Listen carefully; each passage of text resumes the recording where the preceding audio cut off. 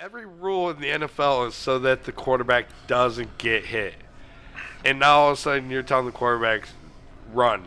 My quarterback, the Buffalo Bills quarterback, Josh Allen, not my Josh, is the best running back we've had in years in Buffalo. I was sitting here with you the night that he hurdled the guy at the 50-yard line in preseason. I said, your guy's going to be dead. Yeah, it's interesting. He's a terrible quarterback. It's like we have Tyrod Taylor II. If he could throw the ball, he'd be a great quarterback in this league. He can throw it a mile. Just doesn't know exactly where it's going. He can throw it a mile. But he has, we were looking at some stats. He has some really interesting numbers. 100 yards rushing 3 weeks in a row. This week he had a touchdown rushing, but he had 240 yards passing. He would be my favorite quarterback to write plays for because everything would be a 50-yard out. Like, it's 4th and 50. Guess what? Go to the end zone. Don't you just throw the pieces on the chessboard and say, it doesn't matter where you guys are, Josh is going to run the ball, so. Yeah, and dude, your Bills won again today. Yeah, you can take the surprise out of your voice. We beat the Detroit Lions, the juggernauts from up north. That might be the most. Okay, Matt Stafford. Where's he ranking quarterback? No, he's lost a step, right? And that's actually a good question. Is it Matt Stafford or is it Russell Wilson? Who's a better quarterback? And right now I'd say Russell Wilson. I think Matt Stafford has a lot of talent, but I think he's on the downside, and something's wrong with him. He's just not playing the way he used to. He's never really broke out. Well, when he had Calvin Johnson. I can throw a ball at Calvin Johnson. You could. I could do it. Dude, throw the ball in the air. And the guy caught it. He was the biggest, fastest, strongest wide receiver we've ever seen. But he had some really good years. Matt Stafford, if you look back on his numbers, he was one of those, high-volume, high-scoring quarterbacks before this generation of craziness took place. Yeah, Matt Stafford's probably never going to get a ring. No. Probably never going to go in the Hall of Fame. Right. And will be a name that will be questioned. Hey, who was that guy for Detroit that was good? Well, he was the number 1 pick overall. And, the Lions were the only team to go 0-16. Oh, no, they weren't. The Browns have done that. And I think you're right. I think he will be a what happened to him kind of guy. Yeah, what could have been. Yeah, what could have been. What could have been if you had Barry Sanders. No, look, luckily, Jamarcus Russell and Achilles Smith exist, right? And they were number 1 picks. So he's never going to be, in that bust range. He wasn't that bad. But he wasn't that bad. You treat this guy like he's the LeBron James of quarterbacks here. He wasn't that bad. No, I know he wasn't that bad. He just never. When the light shined the brightest, he seemed to disappear. Yeah, I don't disagree with that. And that's just, Well, and it's interesting because we talk about first-round quarterbacks, and now we had 5 of them this year, and one that you and I have talked about a lot, Sam Darnold. He came on with the Jets. He had that first opening game against the Lions. Looked like a world beater. Yeah. Looked like a world beater. Shout out to Brad who tried to get me to bet that game. I didn't. We should have. But now he looks not very good, and he looks injured. And Sam Darnold at USC was high turnover, high big plays. I don't know what he looks like in the NFL. I wonder if it's him or Josh Rosen. Who has a better NFL career? Maybe Josh Allen. I think Baker's looking like he's trending up above those guys. But yeah, he does look like the one that you should have picked. If you want to do that, Lamar Jackson from Baltimore looks like they made the right pick. I don't trust it if they want to run him 1,000 times, but he looks like he's better off than any of the other 3 in their situations. Lamar Jackson, it's interesting. If he ever develops the ability to throw the ball, like Tyrod Taylor, we joke that he can't throw the ball. He can actually throw the football deep, find players, make plays. I don't believe Lamar Jackson actually knows how to throw in a football. I really don't think that's a skill he has. Great athlete who can read defenses and knows where to go. I don't think he can throw a football, and I don't think he's going to learn in the NFL. I think the problem is with him is I don't think he wanted to take the transition to like a scat back or a receiver, where I think he would be. He reminds me of Antonio Brown when he's running with the ball. He's so elusive. Once he gets that ball, he makes people miss left and right. Right. He gets that downhill running.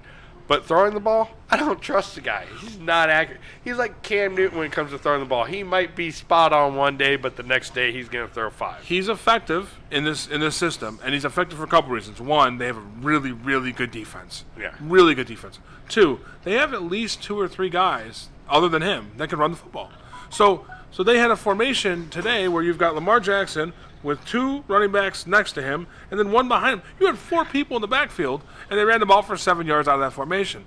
You don't ever see that with any other quarterback. It's just they're scheming him so specifically that it was not set up for long-term success. Well, you don't see it in the NFL, period. People running the ball the way they're trying to run it anymore. It's a pass-happy league. The running back until it was going obsolete.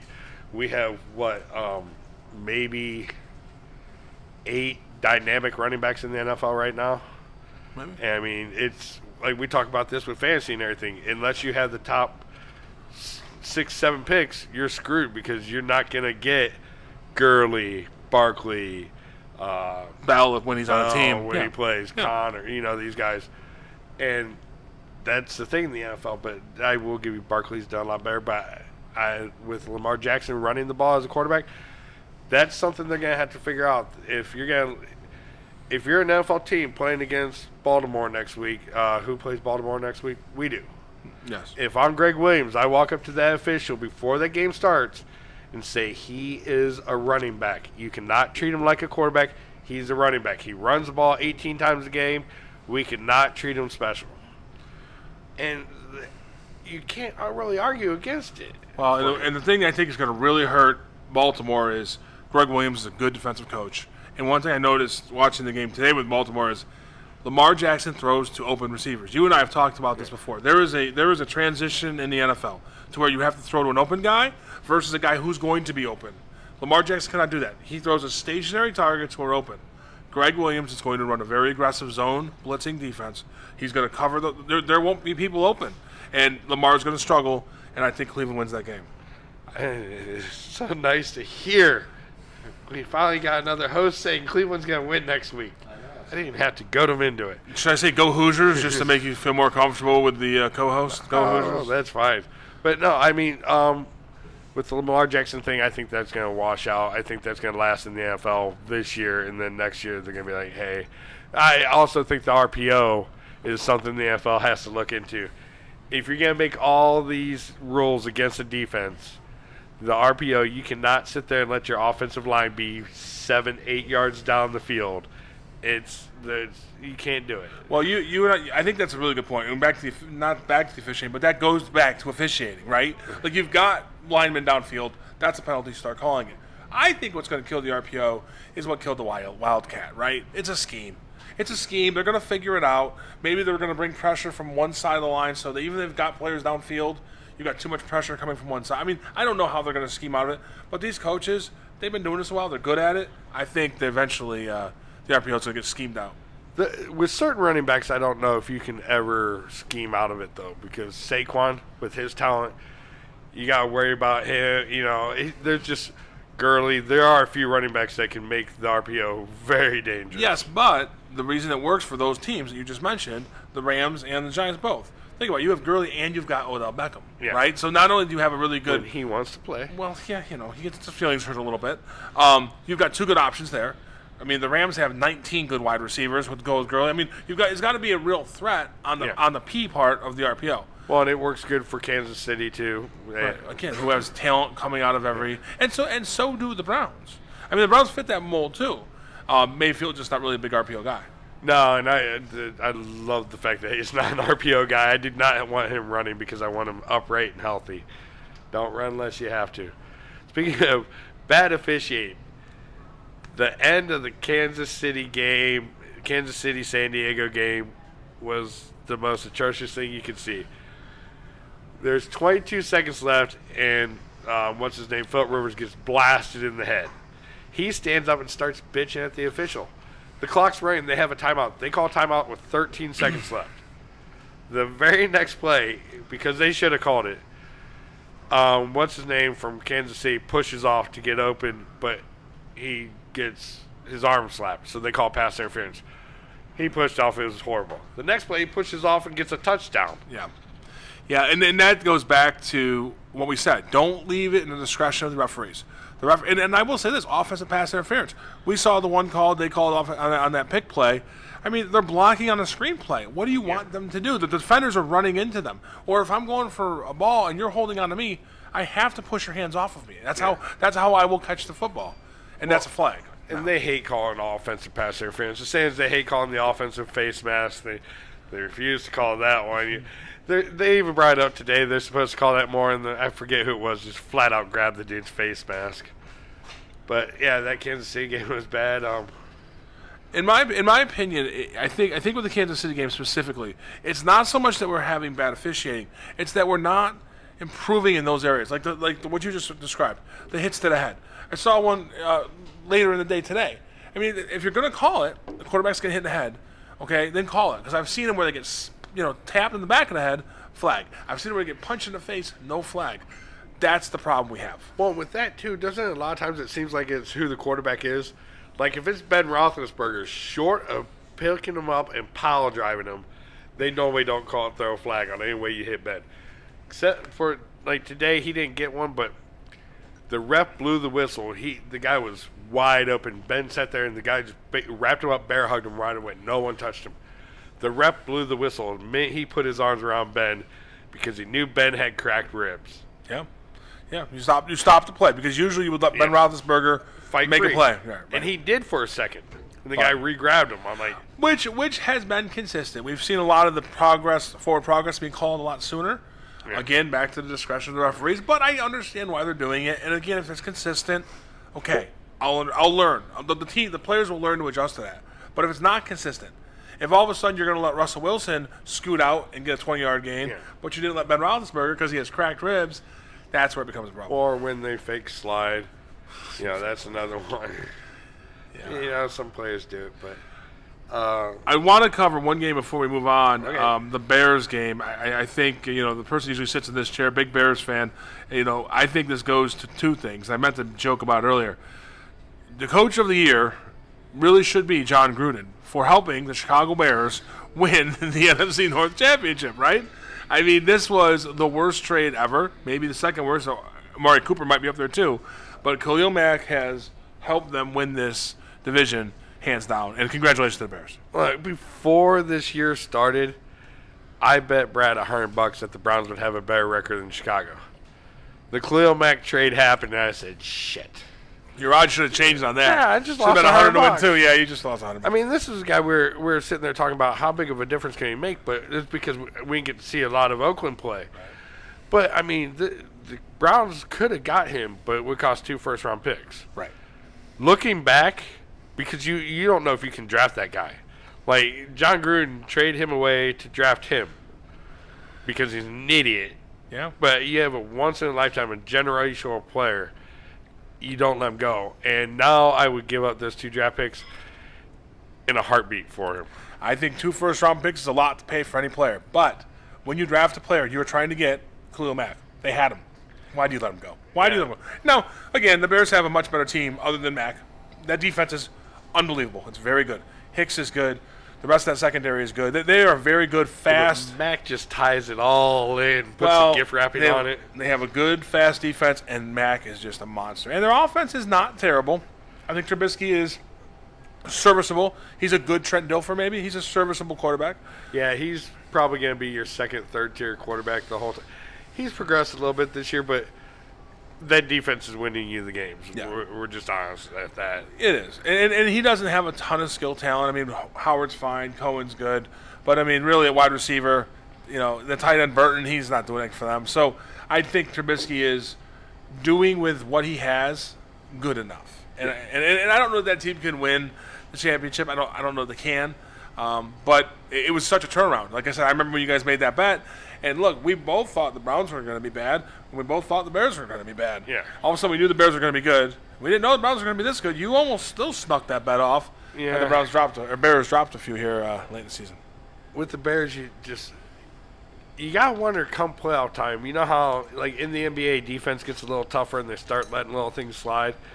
If you start letting little things slide, like a couple extra hits to the quarterback, a little bit of grabbing with their wide receivers, the Bears could really do some damage because that defense is legit already. So if you let them start playing defense a little bit tighter, it could add a little bit. I think the playoffs set up for just that. You've got teams that play real defense. You've got the Ravens, you've got the Bears, the Saints to some extent. The Saints have a good offense too, but they mostly are now a running team with a good defense. And then you've got these high-powered offenses one of which is getting destroyed here, is the Rams now go down 30-13 to the Eagles. You guys high-powered offenses. You do hear Eagles fans tomorrow going, should have started him all year. Why did we switch quarterbacks? Yeah, I don't know how Nick Foles does this, but somehow he's going to make himself a $20 million quarterback. I mean, he won a Super Bowl MVP. He's a free agent coming up here. If he wins this game and maybe another one or two, he's going to get a big contract. Hey, give him credit, though. He was under contract, and you know what he did? He showed up and did his job, unlike these NBA players who sit out. I mean, at least he showed up and did his job. You want him to pull a Jimmy Butler and find his way to Cleveland? Is that what you want? So sick and tired of hearing NBA players cry, "Oh, I only make $25 million. I don't like this coach." It's not just that. It's literally the Jimmy Butler of I want to be traded, trade me. Well, I want a pony too, but that's just not going to happen. You shouldn't be able to demand a trade when you're under contract. Yeah. And the NBA, that's how it is. The NBA is by far the most player-controlled league in pro sports. And, okay, then answer me this. In the last 5 years, which one's gotten better? The NBA, the MLB, or football? As a product to watch? Yeah. Probably the NFL. Now. Last year was a bad year, right? This year, it's become a lot better. Well, and this year they're lucky because, you're still talking about 30 teams in the hunt in December. And I will say this about MLB. I would put them third, but I know that they're trying really, really hard to become more watchable. Baseball is a slow game. It is hard to sell that to people of the younger generation. Shit never tested for steroids. But the NBA has this problem. You have 4, maybe 5 legitimate teams that are contending for a title. You have 25 markets that just don't care about basketball. Look at Cleveland. We were Cavaliers crazy here for 5-6 years, right? Now, I could probably name you 5 or 6 guys on this team, but we just don't care anymore because we know we're not a contender and we won't be for a very long time. Be careful who you name because they'll be traded within the next 2-3 weeks because it's a fire sale. Are we talking about the Indians or the Cavs now? Well, that's the Cavs. Both of them are doing it too. But at least with the Cavs, like you say, they won't be good for a long time. The thing with the Cavs is, though, they're making trades, and for some reason they're finding organizations that are dumber than they are, and I don't know how it's possible, because Dan Gilbert just lucked into LeBron. If we did a top 5, and I know we've got one coming up, I think we could do a top 5 worst owners in sports, Dan Gilbert's going to be on that list. Yeah, Dan Gilbert's on there. The Knicks coach is on. Jim Dolan? Yeah, Cincinnati Bengals. Yeah, I think there's a lot. I think you could find, but yes, you're right. Dan Gilbert would be on that list, and he hasn't learned how to be a good owner. He's had the opportunity. He just hasn't learned how. Look at these trades they pulled off this year. They traded George Hill for Matthew Dellavedova and a first and a second-round pick. They took on a lot of money with Dellavedova. They took on a lot of money with that. He's off contract. Right. It's just for this year. He's expiring contract. It's a great idea. Well, that is one thing the Cavs had, right? Because of LeBron leaving. They had salary cap flexibility. So teams like Milwaukee, who didn't, could get the player they needed, Well, with the NBA, the problem is right now in the NBA, like you said, it's 4 or 5 teams. It might not be 5. It might be 3. It might be. Lakers are coming up. We'll see. Oh. Lakers get Anthony Davis. They're going to be a contender this year. No. They would be. No. This year. Absolutely. You have LeBron James and Anthony Davis. Who guards DeMarcus Cousins? Is DeMarcus Cousins played an NBA game this year? I don't care. When he's healthy, is DeMarcus Cousins going to play an NBA game this year? He will in February. He's gonna play in February, they said. Which is surprised because remember how they had him dressed in warm-ups in preseason? Like he was ready to come back now, and then all of a sudden it's no, he's not quite ready. That was my question. His injury is such that he will come back, of course. The thing is, he plays for the Golden State Warriors. They don't need him. So it's easy. If he played for the Minnesota Timberwolves or somebody else, they needed him, he'd probably be on the court. They don't need him. The Golden State Warriors, it was almost pathetic that they signed DeMarcus Cousins. Like, come on, you have Klay Thompson, Curry, Durant, Draymond Green, probably the most underrated player in the NBA as far as the fact that he can do everything. Yeah, but when you say that, though, he'd have to be on a team that's what the need is. He's underrated, and he fills that role because he's got the other guys around him. Do everything. Yeah. Right. If he was on, the Milwaukee Bucks or Sacramento Kings, it would be the same thing.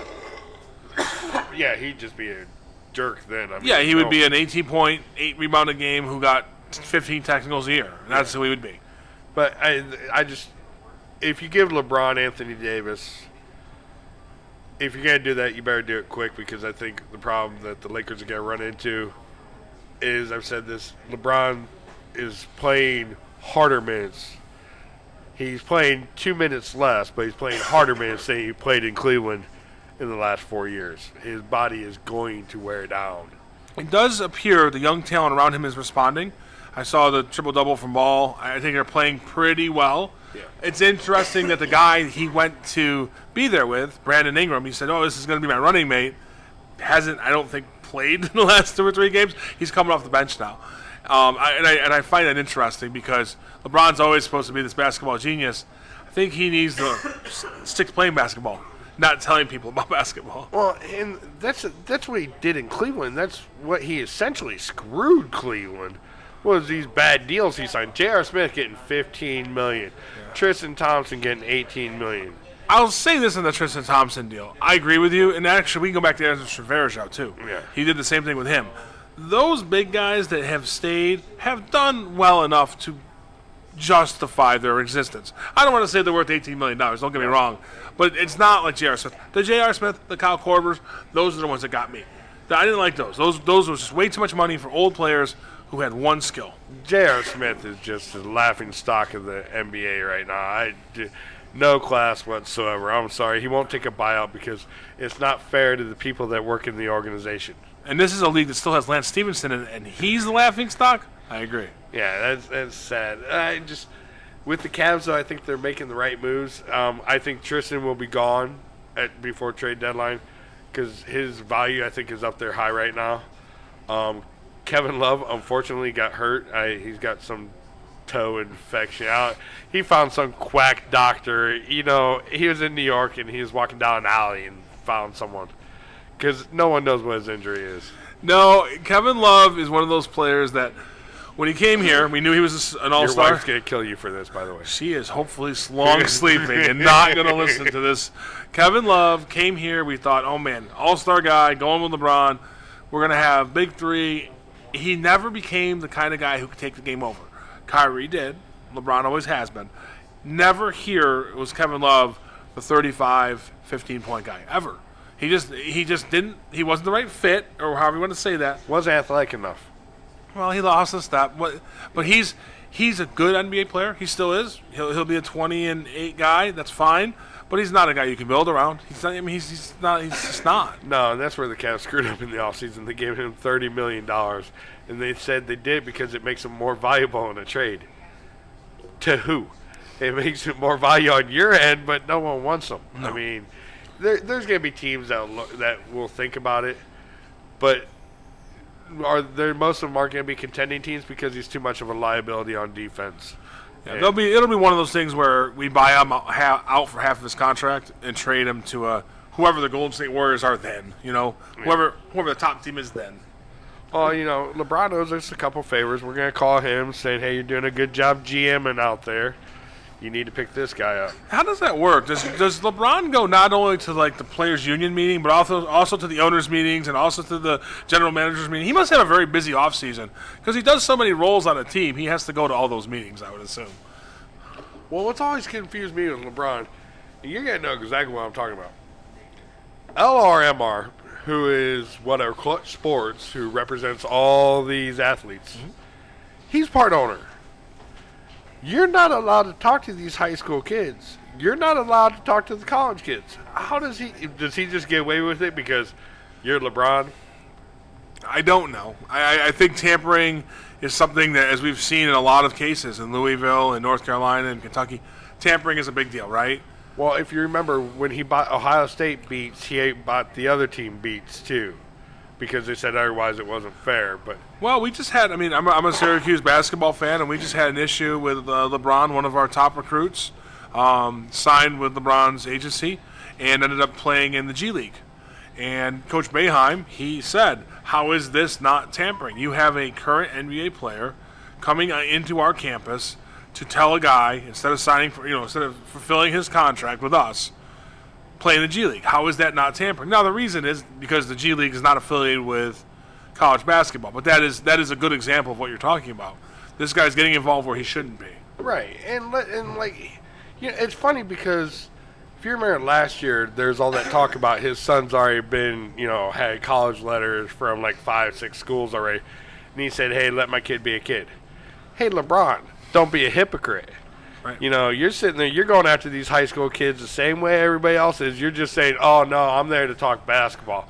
The hell you are. You're there to raise money for your business.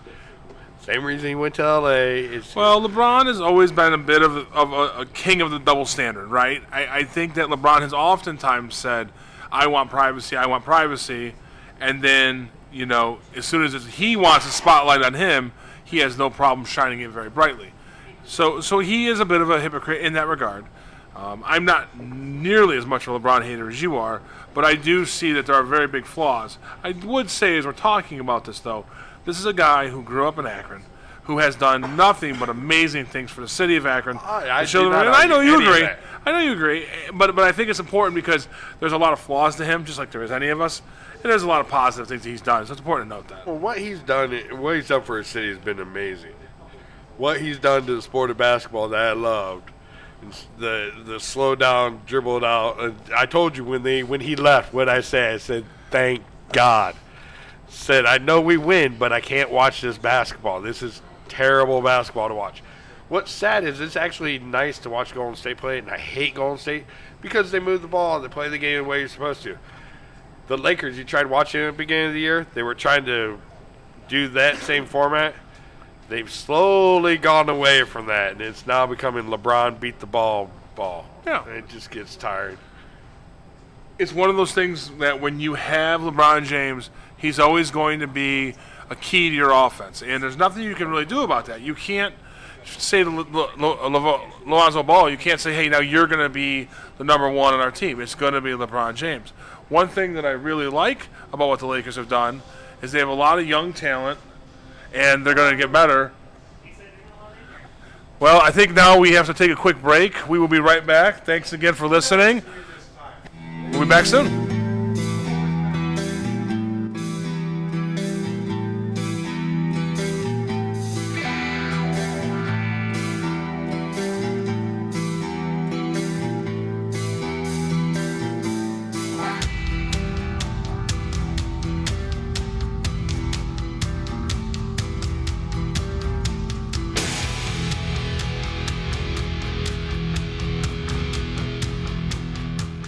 Welcome to the SKO Radio Network. You can find us online at skoradio.com.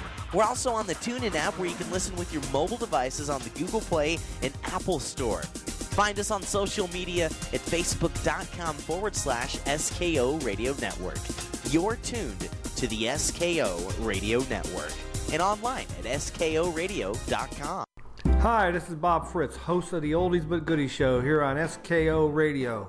Join me every Sunday morning from 11 to 2 Eastern Standard Time for the best of the 50s, 60s, and 70s. You can get your requests in by going to Facebook page Yesterday and Today's Classic Music Chat, Tribute, and Games. Hey, this is Liz. You can hear me on Fridays, some kind of radio show with Earl McCune and the Crazy Crew. Wishing you a happy holiday season.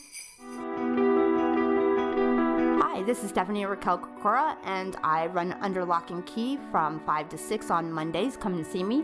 It's everything they don't want you to know, all in one place. I'm a truth seeker, have been for many, many years, and I do the research. All you gotta do is listen and make your own cantations out of that. And this is SKORadio.com. Hi, I'm Stephanie Ost. Hi, I'm Chris Ost. And we're the hosts of Throwback Thursdays here on SKO Network. Catch us every Thursday for our show Throwback Thursdays from 6 to 9 p.m. on SKO Radio Network. Hi, this is Dylan Thompson, and you're listening to our new SKO Radio Network. Stay tuned. Are you a business owner? Are you looking to advertise? Are you looking for affordable advertising rates? Well, if you'd answered yes to these, then look no further than here at the SKO Radio Network. We here at the SKO Radio Network will put together a tailored advertising package for your business that will help generate more traffic and more revenue for you. If this sounds good to you and you'd like to hear more, give us a call at 234-706-5857. Again, that is 234-706-5857, and we'd be happy to assist you. Hello, this is Earl McCune, president of the SKO Radio Network and host of Some Kind of Radio Show here on Friday nights from 8 p.m. to midnight.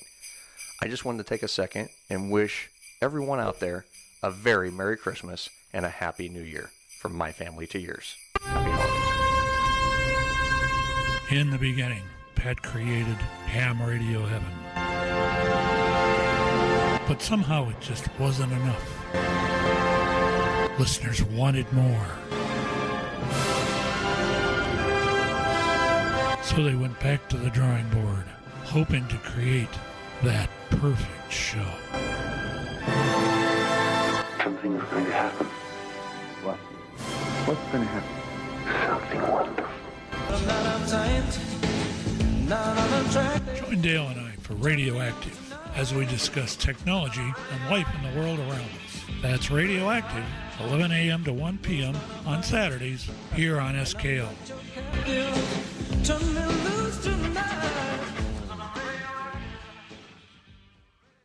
Hi, this is Bob Fritz, host of the Oldies But Goodies show here on SKO Radio. Join me every Sunday morning from 11 to 2 Eastern Standard Time for the best of the 50s, 60s, and 70s. You can get your requests in by going to Facebook page Yesterday and Today's Classic Music Chat, Tribute, and Games. Hey, this is Liz. You can hear me on Fridays, Some Kind of Radio Show with Earl McCune and the Crazy Crew. Wishing you a happy holiday season. Hi, this is Stephanie Raquel Kokora, and I run Under Lock and Key from 5 to 6 on Mondays. Come and see me. It's everything they don't want you to know, all in one place. I'm a truth seeker, have been for many, many years, and I do the research. All you gotta do is listen and make your own cantations out of that. And this is SKORadio.com. Hi, I'm Stephanie Ost. Hi, I'm Chris Ost. And we're the hosts of Throwback Thursdays here on SKO Network. Catch us every Thursday for our show Throwback Thursdays from 6 to 9 p.m. on SKO Radio Network. Hi, this is Dylan Thompson, and you're listening to our new SKO Radio Network. Stay tuned.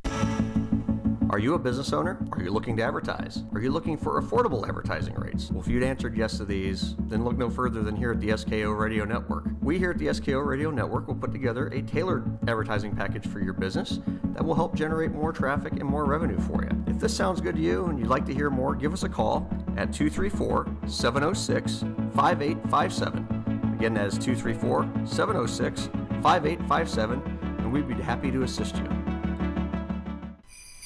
Hello, this is Earl McCune, president of the SKO Radio Network and host of Some Kind of Radio Show here on Friday nights from 8 p.m. to midnight.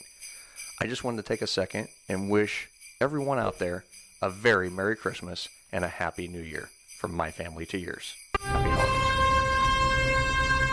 In the beginning, Pat created ham radio heaven. But somehow it just wasn't enough. Listeners wanted more. So they went back to the drawing board, hoping to create that perfect show. Something's going to happen. What? What's going to happen? Something wonderful. Join Dale and I for Radioactive as we discuss technology and life in the world around us. That's Radioactive, 11 a.m. to 1 p.m. on Saturdays here on SKO. Turn me loose tonight.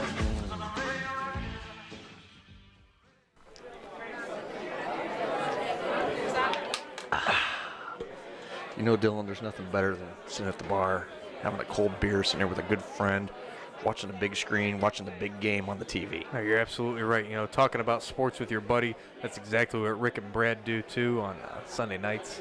That's at right. The Windsor Pub. That's right. Sunday nights at the Windsor Pub, the Sports Brewing Company, starting at 9:30 p.m. live here on the SKO Radio Network. They go till whenever. They talk about whatever. They even have a top 5. Make sure you tune in and crack your cold one.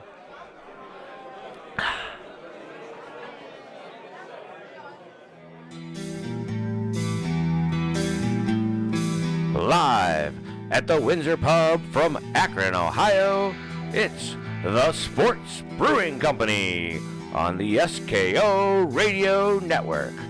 The hotline is 234-200-5110 to call or text.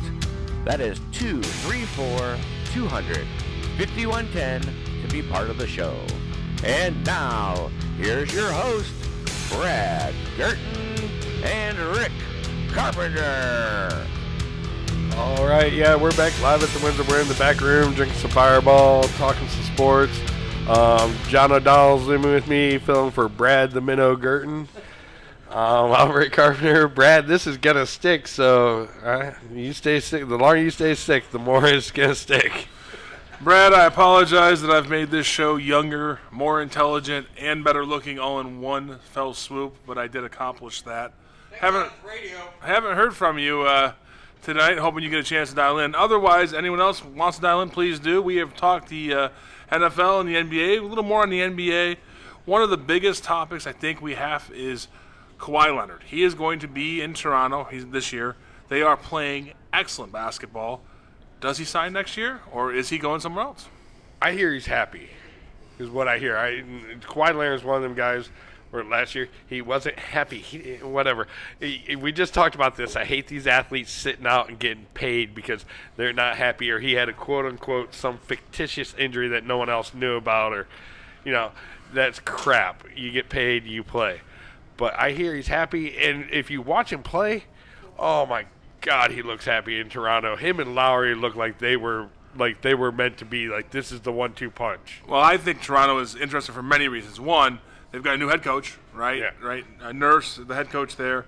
Great last name for a basketball head coach. But you're right. You had the best team in the East that couldn't beat LeBron James for whatever reason, and you've gotten better. DeMar DeRozan is not what the NBA is now. He is a mid-range jump shooter. Kawhi Leonard can defend. He can shoot. And for some reason, and to your point, he didn't have any problems coming back from injury, which most players do. There's an adjustment period. There's a growing period. For some reason, his injury healed completely before he reappeared.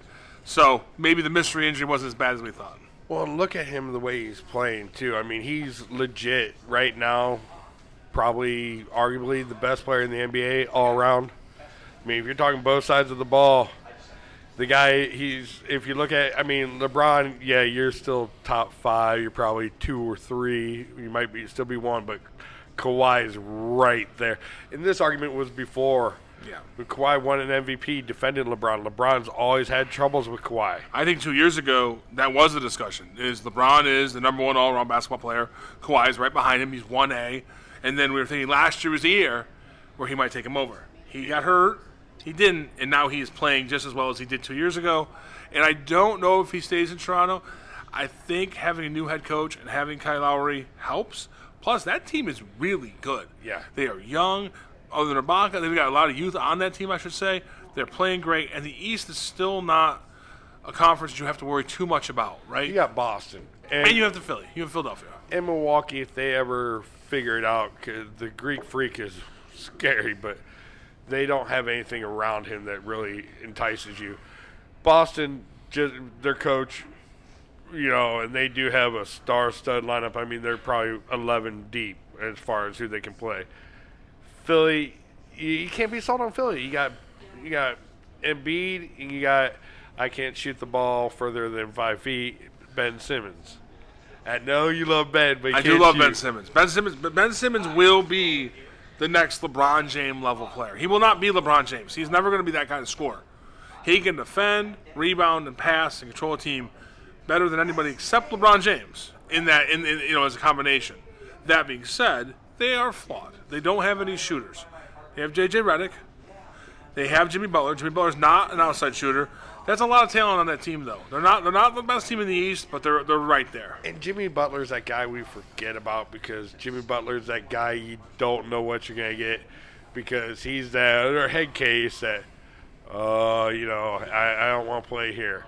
Jimmy Butler, 3 years ago, we were talking about when he was in Chicago, he was the best two-way. Him and Kawhi were argued 1 and 2 best two-way player in the game. Yeah. I would say Butler fell way off of that because he kind of burnt his bridge. He did it, he did it in Chicago.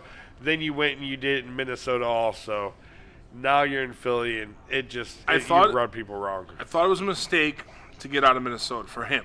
You Yeah. have Karl Anthony Towns, who has regressed quite a bit this year. You had Anthony Wiggins, who I thought would be a good wingman to Jimmy Butler.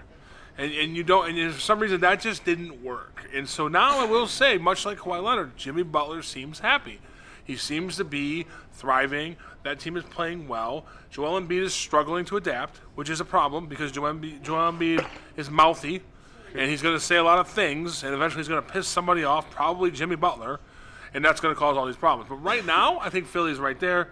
I do think it's Toronto. They're the best team in the East, but like we said, the East is not the West. Minnesota's playing better right now without Butler, too. Karl Anthony Towns is taking back on the role of being the leader instead of Jimmy Butler trying to fight to be the leader on that team. Wiggins, that Kevin Love trade we thought was, me and you argued about it. We said it was not a good trade. The Cavs didn't get what they should have got. It actually looks like they got what they should have got for Wiggins. But I heard that was part of the reason why Butler was so mad. They gave Wiggins a max deal, and Wiggins ain't a max player. He's your second-tier, third-tier player. Yeah, you're right. He is talented. He's a top-level talent. He's just never going to be that top-level player. Now, I don't know if it's because he doesn't, work hard enough, or just he doesn't take the game seriously enough, or just isn't. Look, at the end of the day, this game is mental and physical. Maybe he just doesn't have the mental makeup to be a superstar in the NBA. Lots of players have been there. Lots of players we've seen a lot more talent than their skill level. Even some of the best. Shaquille O'Neal comes to mind. Yeah. Skill level, 12 out of 10. Work ethic, 3 out of 10. And I'm not saying Shaquille was that bad. I'm just saying we've seen that kind of thing. Well, but at least with Shaq, though, and it's funny because Shaq's from the old school, where Shaq now looks back and he regrets some of the stuff. Like, you'll hear him say, I wish I shot better free throws. I wish I did this a little bit better.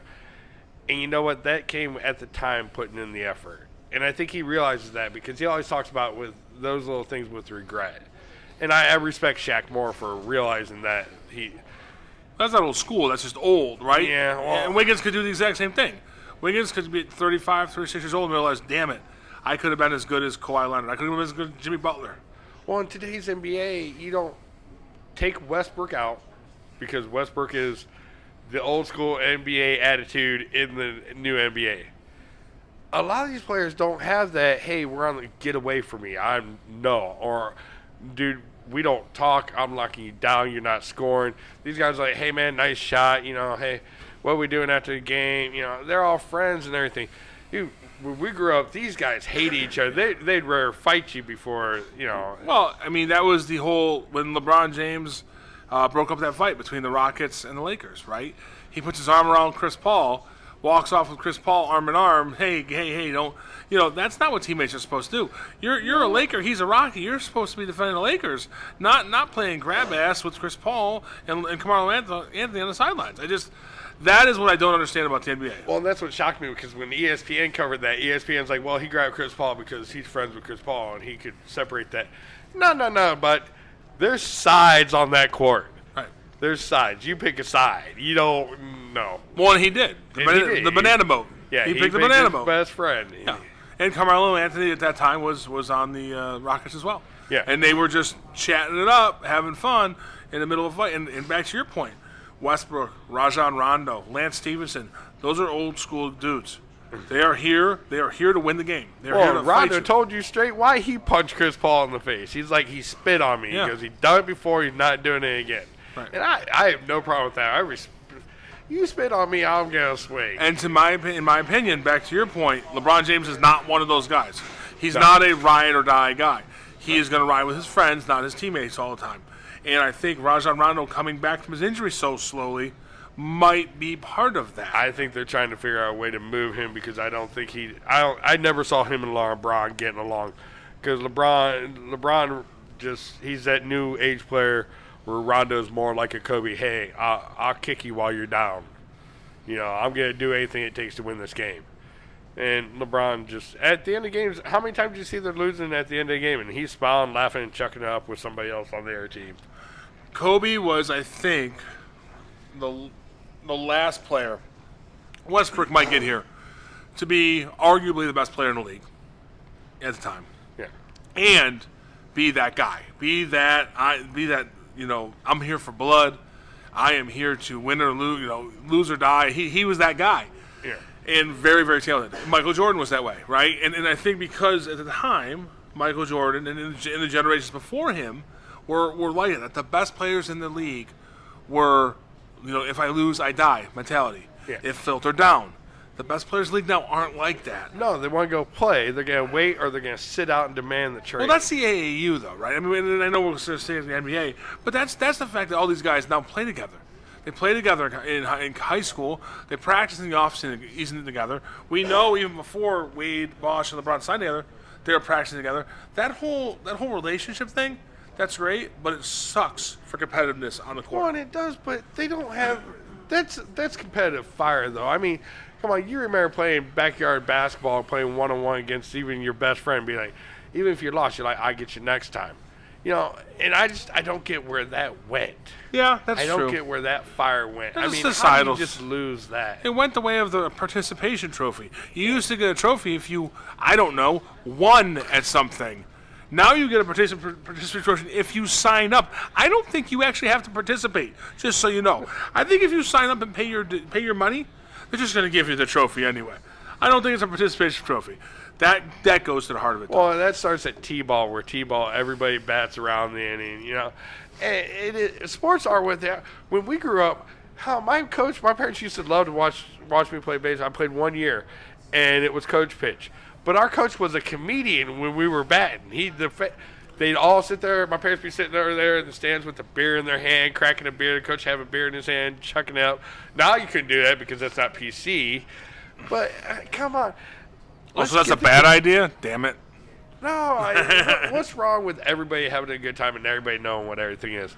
But at the same time, the participation awards, because they don't want to hurt anybody's feelings and all that crap, there's winners and there's losers. We see them every day. You Rick, know what? The worst thing you can do in this world right now is hurt somebody's feelings. Outside of sports, outside of just in life, if you hurt somebody's feelings, you're a terrible, terrible human being.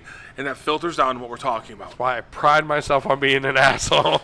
I'm shocked that we can say that on the radio, everybody, but apparently that's okay because we're on the internet. So, no, it's a great point, and the NBA has been a good conversation. We would like to move back to football, but we've talked about this earlier. Top 5, starting lineup, NBA. We had some great conversation about it. Let's not waste it. Let's share it with the people. I will let you lead. You're doing point guard. Who is your point guard of your top NBA team all time? My point guard on my team all time, and I'm gonna go because I want more of a leader in a passing and a shoot second point guard. And that's why I won't use point guards from today. I'm going to go with Isaiah Thomas, my boy. No, you're going to go with Isaiah Thomas because you have an unnatural fetish for Isaiah Thomas. All that other stuff is very nice to say and even true, but you still have an unnecessary fetish for him and his short shorts. Best point guard to ever play a game, in my personal opinion. If I was going to go down that road with you, I think John Stockton raises a really interesting argument. I don't care that you don't like him. My little Mormon from Utah wore those shorts better than Isaiah Thomas and was, at one point, the NBA's leader in steals and assists. Now, I think you could also talk Magic Johnson. But LeBron James, on my team, is my point guard. One, because I've got to get somebody else in at small forward. And two, that's his natural position. He is a point guard. He passes the ball better than just about anybody I've seen, and he brings so much else with it that he fits that role well. He's my point guard. This is the funny thing about LeBron, and this is something I've talked about in the past. LeBron came to a team where he would never develop into the full player he could be. Because when he came to Cleveland, it was him or no one. And he learned that bully ball, dribble, and pound the ball. I would love to see him have been drafted to like an LA where they would run like a Showtime and all of his best attributes would have came out, his passing ability, everything. in that offense and the way he would have became a player that way, I think he would have been the greatest point guard you would have ever seen had they developed him that way. I mean, that's a great point. I think the Magic Johnson discussion leads right into that. Magic was drafted onto a team, had some great players. He was a point guard. He was never going to be the scorer LeBron was, or was he physically gifted either. But he needed to play defense, lead the team, pass the ball. Right. And he did that to become probably one of the at least top 3 or 4 point guards of all time. Right. And if you take the point guard spot out of it and just go basketball, he's in the top 3 or 4 Magic? all time. Yeah, if you just talk basketball. I think Magic's scoring really limits him in that regard. He was never going to score the basketball efficiently, and maybe that's because this day and age scoring is so much more prevalent. Yeah. But I think as a basketball player, because points, are how you measure wins and losses, I think scoring's somewhat important. We're back to wins and losses for someone who doesn't like the record for everything. You constantly mention wins I'm a and lawyer. losses. I can make the argument one way or another whenever I want to. It's what I do. I'm going to need to object. So I think for shooting guard, you and I are on the same page here. Like we have to be, right? Like you can't say anybody but Michael Jeffrey Jordan. No. I mean, the man is the greatest player in NBA history. It starts with him, it ends with him. He is the greatest player. He is the shooting guard you're putting on that team. We have just started the conversation that's going to make this show go to 2 o'clock in the morning. LeBron James is by far the best NBA basketball player I have ever watched play basketball. He is the best player that's ever played in the NBA. He doesn't have the drive Jordan had. He would not step on your throat to win the game. Jordan would step on the throat, put a knife in your back, and piss on you as he's jumping through the air to dunk it on your mother. And if he were a better player than LeBron, then he would be the best player I've ever seen play basketball. But he's not. It's Jordan. It's not. He's a great player. I mean, he's 1A, right? I mean, I'm not saying that Michael Jordan, goes below Isaiah Thomas. I'm not that crazy, but I am saying that LeBron James goes above him.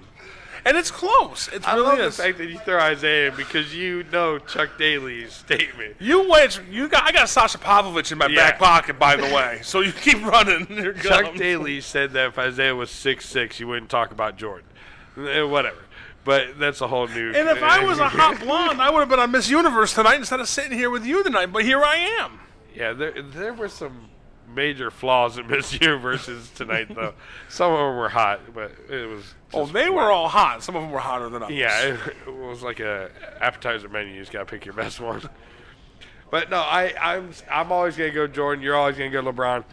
I can pull up stats, figures, and, just the fact that he's been to 6 championships and won 6 championships and averaged 35 points a game and was the MVP of all So Bill 6. Russell is your favorite player of all time? Because he won 11. Oh. Of 11. Of 12. Sorry, of 12. 11 of 12. So Bill Russell's your number one now. I know. I'm just saying. Just here to help. Look, sooner or later, somebody's got to be better. I'm just not ready to give it to LeBron yet. Not yet? No. Well, as the LeBron hater that you are, I think not yet is a suitable answer. Kobe Bryant's name's going to come up here, right, for shooting guard. Great player. Came as close to, we were talking about Wilt, came as close to Wilt's 100 as anybody ever has. Well, and here's the other thing I was saying. If Kobe is the closest thing to Jordan we've ever seen. At that position. Then maybe Kobe's better than LeBron. You don't even believe that. You hate LeBron James. I can't say it. We've removed the fireball from the table because clearly we've both had enough. No, Kobe Bryant, in my opinion, may not have been the best player in his generation because I think Tim Duncan gets severely overlooked for that number. But back to your point, Kobe Bryant had that drive and that energy and that willingness to kill that was still pretty popular back then in that era. That was popular. Right. It's not now, but it was, and he did. Ron Artest killed that. But again, back to the point. Kobe had the benefit of playing with Shaquille O'Neal and being super dominant with Shaquille O'Neal. I know he won titles without him, but even then he had Pau Gasol. It wasn't like he was playing with me and you. Right. So I think Kobe Bryant had a better cast than the Bulls. And I know Scottie Pippen's an all-time great, but I think that's an overrated stat. I don't think he's not 50. No, I don't understand that. But overall, the Lakers were better. With Kobe's team was. Well, it's weird though. You look at that Bulls roster when they had Jordan. those teams are sick. When you actually start looking down those rosters, you're like, oh, they were. And we talk about Golden State being stacked. Now, Golden State is stacked more than Chicago teams were just because they have lists of all-stars. But those players on Chicago, Horace Grant was a beast. Dennis Rodman, greatest rebounder of all time. B.J. Armstrong, Steve Kerr. I mean, the teams were loaded. Tony Kukoc. I mean, the center there escapes me. They had some really Bill Cartwright. Thank you, Bill Cartwright. Good call. Yeah, I think that you're right. The Cavs, but those Lakers teams are really good too. Yeah. And I think part of it is this day and age, the NBA is built around shooters. How many great shooters can you put on the team? I mean, look at Golden State. Klay Thompson plays good defense. Kevin Durant, awesome player, great player. Doesn't really do much else but score. I know he plays defense from time to time, blah, blah, blah. But he plays defense the way LeBron did last year. Or the way Kevin Love did once on Steph Curry to win a championship. That was great. It was great. And I think it's important to note that Kevin Durant's main skill, Klay Thompson's main skill, Steph Curry's main skill is shooting the basketball. Yeah. And that's what's valued now. Back then, you needed other positions. You needed to have a Dennis Rodman. You needed to have a Bill Cartwright to block shots. You needed those roles that you don't necessarily need as much now. Well, we were talking because we said this earlier. You know, we always talk about generations. Some players wouldn't be able to make the transfer and all that because of speed and muscle and all that.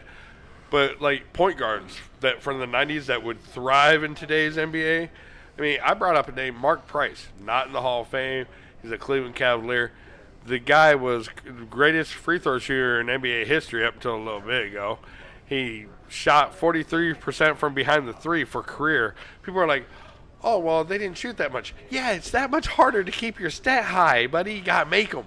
So he could probably have a place in today's NBA the way he could shoot. I mean, and we joke about Isaiah Thomas, but he played in an era of really, really good point guards. Yeah. Both guards we picked or talked about were from that era. Yeah. I mean, and there were some really good, and defense was different then.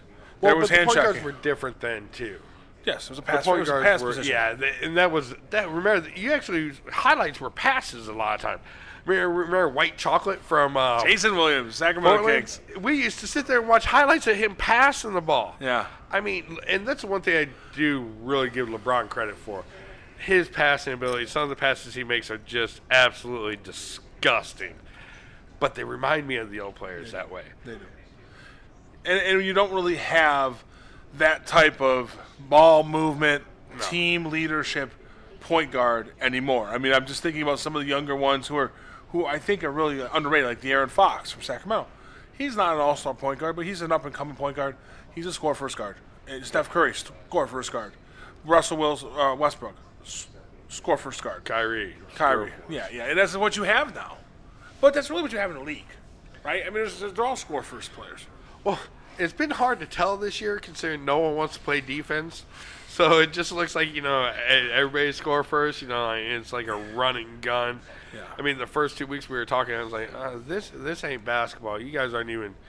I mean, you see Olay, like James Harden defense on everybody. I read an interesting article about, as you all might know, Ricky and I are complete degenerate gamblers. And we were in Vegas here a little while ago.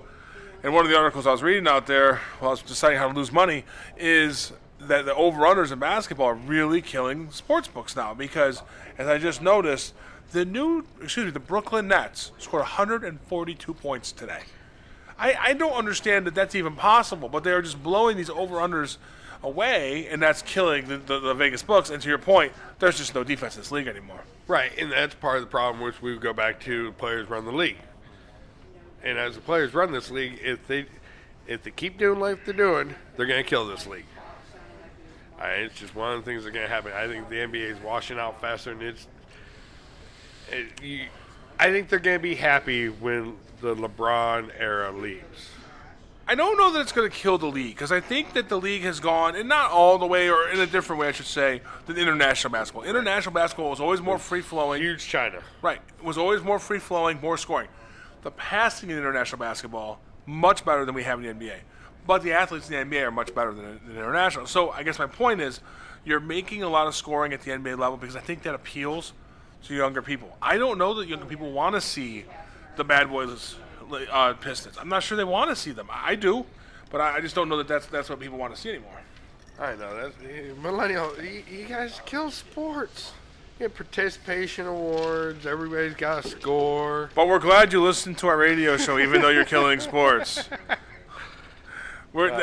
This public service announcement brought to you by. Okay, so I got the point guard and shooting guard. We both agreed upon Michael Jordan. Yes. Small forward. Yeah, I know. I'm looking right at you because I know you've got to put LeBron James here because you are not leaving him off your top 5 NBA team. You're not. So, what say you, Rick Carpenter? Who's your shooting? I honestly, I can't leave him off. You can't. Look, I say what I want to say, and I can back up a lot of it. But the guy is one of the most dominant players in NBA history. I mean, just the fact that he can play any position, he can defend any position, is amazing. Like I said, I would much rather seen how he developed under a coach that could have brought him up instead of him taking over reins, coaching himself after his rookie year. I think he would have been even more of a player. But yeah, LeBron's got to be there. I agree. I put him at point guard, so I don't need to put him at small forward. And this is an interesting spot to note something. A lot of the players you're going to hear are from our generation, the 80s, the 90s, 2000s, and now. There are, of course, great NBA players, right, that we just can't really put into this list or aren't because we just don't know generationally how they would, conform to this day and age. They'd be better athletes if they were born now. We just don't know. That being said, and while Larry Bird deserves a spot here, not putting him here, I'm going to go with Oscar Robinson. I think it's important to note this is the one guy, other than Westbrook, who did it in an inflated stats era, that did the triple-double twice. This is a guy that in his career was close to a triple-double, and he led some really bad Cincinnati teams to championships. So I think he deserves a spot here. Larry Bird clearly does too. Just think that Oscar Robinson, the Big O, somebody from the 60s needs to be in. He's going to be my small forward. Well, and the Big O's, he kind of transformed the game a little bit. And he can't really take anything away from him. The Bird in today's game, I mean, defensively, he'd be a liability. He'd be Kevin Love on defense. But guess what? He's Steph Curry shooting the ball. Yeah, and honestly, that was where I kind of, and I hope there's no Celtics fans listening, and we know a few, so if my cell phone starts to blow up, I'll know they're awake still. I don't know that, I'm doing one of two things. I'm making a great move here, because Larry Bird in this day and age would be a little bit better Kevin Love, or I'm doing the dumbest thing ever, because Larry Bird in this age would be Steph Curry, only he could actually rebound the basketball too. Yeah. I could be making a great passer. Yeah, and a great passer. I could be making a huge mistake here. But I know Oscar Robinson was really, in my opinion, the first player to develop all the skill set, the modern NBA player, Russell Westbrook, LeBron James. These are guys who point to the Big O and say, that's our benchmark. That's who we think revolutionized the game.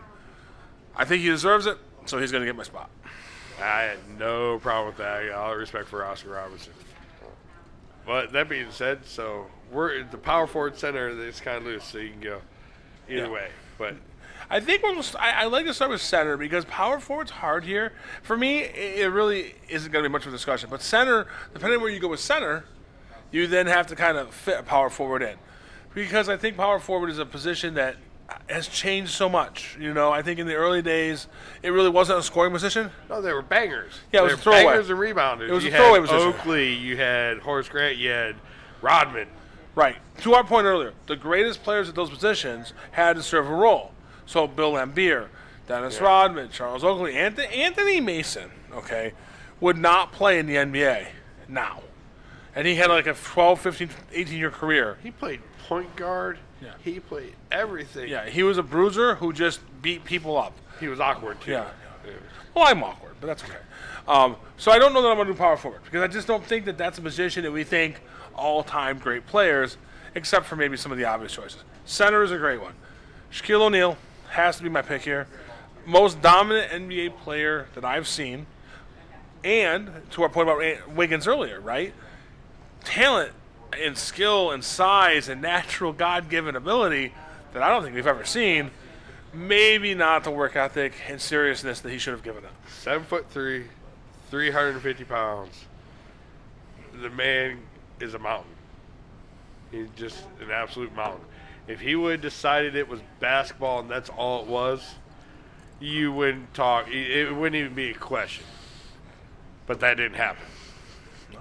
He didn't do that. He didn't put the work in that. And he even talks about that now. And that's why I respect him more, because he talks about what he did and that he wished he did this better. He wished he put some more in here. And then he's like, I wish I would have stayed with Kobe. That being said, my center has got to be Akeem Olajuwon. The guy had every facet of the game down. He was a passer. He was a rebounder, a block shot artist. Turnaround jump shot that was just beautiful. And he was 7 foot something and schooled Shaq, by the way. He did. Shaq was young. Right. And I think, you know, look, Yao Ming schooled Shaq once or twice too. So I think that happens. One of the things that we talked about with this position is it has been kind of an evolutionary marker in the NBA. You had your Bill Russells, and then all of a sudden Wilt Chamberlain scores 100 points in a game, and he becomes the poster child. And then, as you said, a skilled guy like Olajuwon comes around, and we had never seen that. Those centers in that era were awesome, too. They were. They just happened to be 6'8", 235 pounds. You had Patrick Ewing, you had Manute Bol. Right. Well, David Robinson, not Manute Bol. Dikembe Mutombo. But yeah, Dikembe was short, though. He was 6'10". Well, that's not it. Well, he had the center at that time. He had the best finger wag in the history of the NBA. Yeah, my favorite was watching Jordan do it right back in his face. That was awesome. It was. You love Jordan. Yeah, I think center is one of those you could pick a whole bunch of guys. But for me, I think, and maybe it's, you know, look, Shaquille O'Neal had to produce and perform on 2 rap albums and Kazam. He didn't have time for basketball in the summers or in the winters, all right? So, you know, he had other things going on, but you're right. I'd like to see him develop more. I can see holding that against him because Olajuwon was amazing. I do think David Robinson gets overlooked here. I really do. Because he played half of his career with Tim Duncan, and I think that alters what people think of him. I have respect for David Robinson and Tim Duncan. As players, you couldn't ask for better players, more class act. And that's that organization, too. They don't take jerks on the team. You're going to come here, this is how you're going to act. And I respect the way San Antonio does it. I have no problem putting Dave Robinson would probably be sitting there on my bench, just be like, hey, and just courtesy nod because you are that guy. Tim Duncan, I'd probably have sitting on my bench. You know, you're still the man. You know. Well, and that's the thing. You say your bench. I think at power forward, that's the thing. I'd have to take Tim Duncan at power forward. I mean, you've got Karl Malone. You have a number of other really good players. I think Kevin Durant is somebody you might consider, and I could see that argument. But this is a guy that for 20 years won championships, just did what he was asked, scored 25 a game, rebounded 12. How do you not put that guy in? He won. Yeah. He constantly did. And this is what you love about Tim Duncan. You always heard Tim Duncan was a great guy. Remember the game he got suspended because he ran it? He got kicked out of the game because he ran into the ref. And he literally turned and ran into the ref and helped the ref up. And the ref said, I'm sorry. I have to throw you out. And he's like, and his emotions were like, okay, I understand. It's the rules. Like, oh, my God, would you teach that to the rest of these crybabies when they don't get touched? My favorite stories about Tim Duncan go back to when he was young and he was a swimmer, right? And he was just like, basically, I think he grew up in Australia. He had big hands and feet, Virgin Islands, I guess. And he was just a great swimmer. And finally, a basketball coach went through and said, you will not make a living swimming. Go play basketball, you big dummy. And he obviously did that and did that very well. Go ahead. No, there's another great one. You bring that up because you're talking about the Olympics. Dirk Nowitzki. Yeah. I mean, he's technically a power forward, right? That would be a good pick at 4, and that's one I had not thought of. Did you hear that story about Barkley? They were playing them, and I guess Dirk was schooling them. It was when they were the Dream Team. And Dirk was like 17. Yeah, but young. And Scottie Pippen said, well, I'm going to take him in the second half. And he dropped like 20-some on Pippen. Who was a good defender? He was a good Barkley went up to him after the game and said, so what are you going to do after school? He goes, oh, I'm going to be in the Air Force or something. He goes, no. He goes, I don't care what it costs me. You're going to Auburn. You're going to play basketball. This is what you're going to do. You're going to make a lot of money. I hate to tell you, you're going to have to do it this way. But Dirk would be a good choice. He would. And then actually, Barkley is one of those guys I did consider. But really not an all-time great, maybe. I mean, here's a guy that got everything out of his talent, right? 6'6", led the league in rebounding, was great. Was he 6'4"? He started out 6'7". He shrunk every year. He wore high heels. That tummy pulled him down. I love Barkley. Of course you do. Dude, the fact you said best, though, he got every bit out of his talent for what he had. But you know what that was from? He didn't get a participation award when he was growing up. He was the one who got told, no, you're not good. Millennials, we love you, really.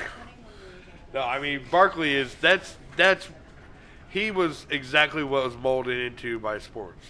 Was he wanted to play, and he played as hard as he could until he got to the level he could get. Barkley at one time wouldn't admit that Jordan was better than him.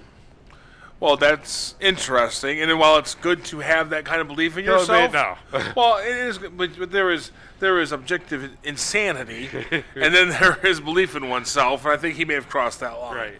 No, but there was that time when he thought he was better than Jordan, which that's amazing.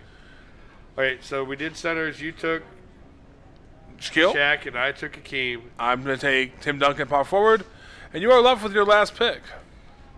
Yeah, like I said, there's so many good ways you could go with this. Like you could go with Duncan. Duncan, I love Duncan. He's a great player, class act. Kevin Durant, he could go there. Come playoff time, he might get pushed around a little bit. Barkley's even a good argument. Karl Malone's not a bad argument. I mean, there's so many good power forwards out there. There are, and I think the group that's good stands out from a bunch of guys who were also great, but weren't what we consider all-time greats. You brought up Dennis Rodman. We were talking about this before. That's a guy who, in that day and age, at power forward, did what was asked better than anyone. Ever. And that's huge, but he wore dresses, which is weird. And at the end of the day, when you think all-time players, I don't think you think that type of player as an all-time great. You want a scoring guy. Yeah, you got to have a guy that can move the ball, too. I do like Duncan, and I agree. He does give you everything at that position. But, man,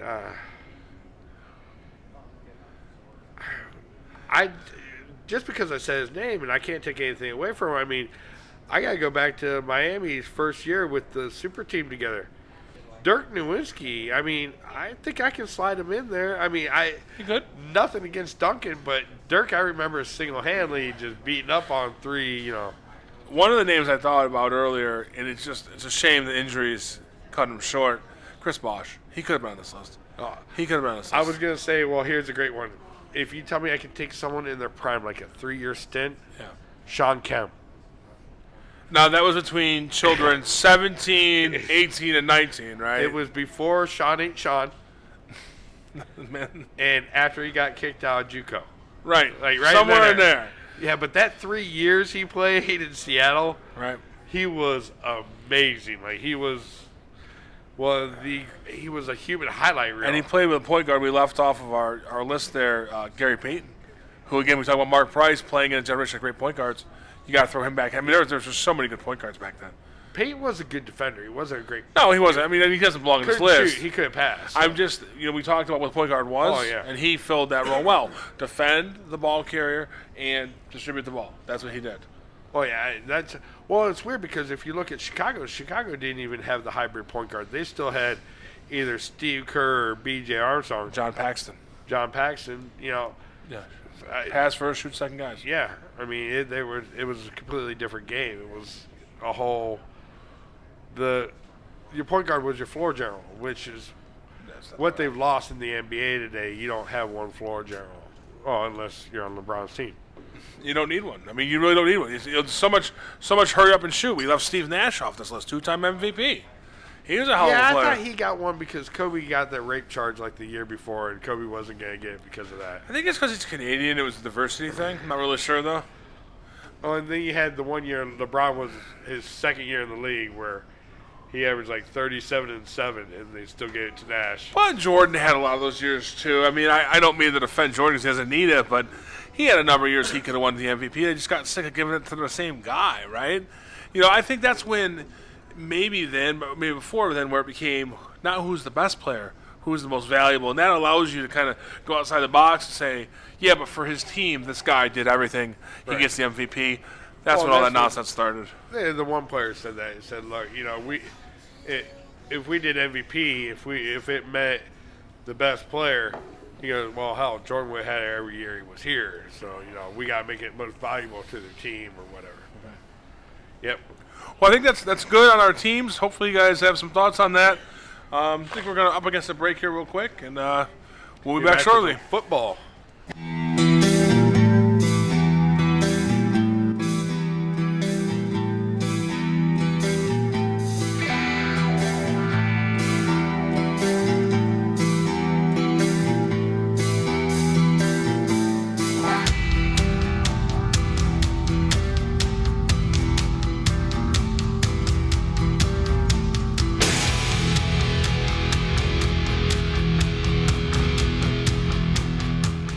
Welcome to the SKO Radio Network. You can find us online at SKORadio.com. We're also on the TuneIn app where you can listen with your mobile devices on the Google Play and Apple Store. Find us on social media at Facebook.com/SKO Radio Network. You're tuned to the SKO Radio Network and online at SKORadio.com. Hi, this is Bob Fritz, host of the Oldies But Goodies show here on SKO Radio. Join me every Sunday morning from 11 to 2 Eastern Standard Time for the best of the 50s, 60s, and 70s.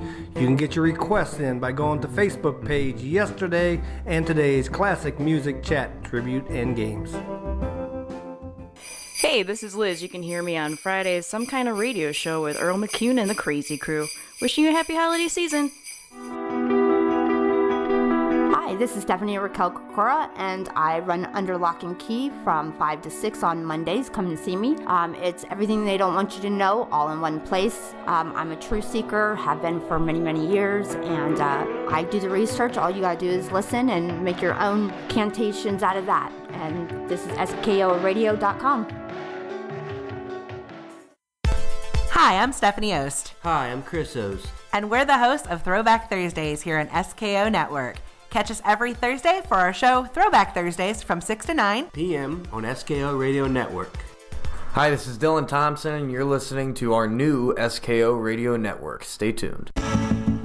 Are you a business owner? Are you looking to advertise? Are you looking for affordable advertising rates? Well, if you'd answered yes to these, then look no further than here at the SKO Radio Network. We here at the SKO Radio Network will put together a tailored advertising package for your business that will help generate more traffic and more revenue for you. If this sounds good to you and you'd like to hear more, give us a call at 234-706-5857. Again, that is 234-706-5857, and we'd be happy to assist you.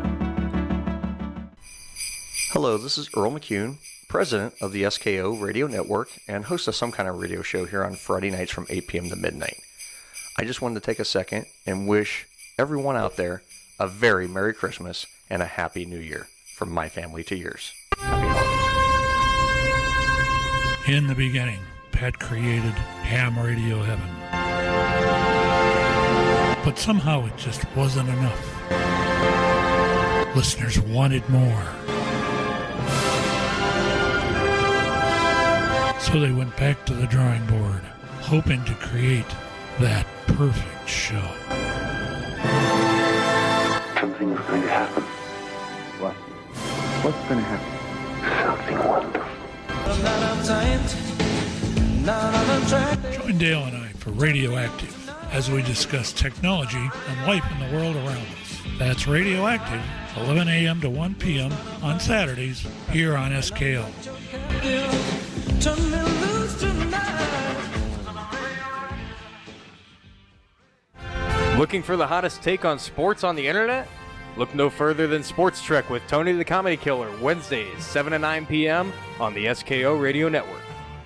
Got the music blues? Well, tune into the Total Request Live with me, Debbie McCune, Mondays from 7 to 10 p.m. Taking your requests live, call or text at 234-200-5110, only on the SKO Radio Network. Guaranteed to take your blues away.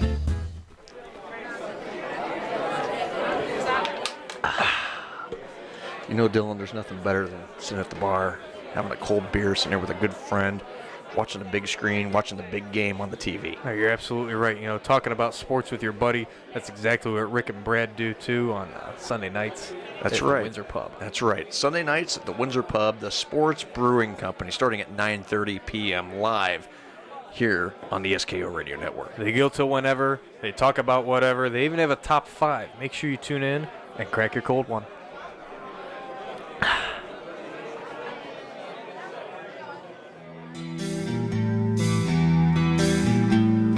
Live at the Windsor Pub from Akron, Ohio, it's the Sports Brewing Company on the SKO Radio Network.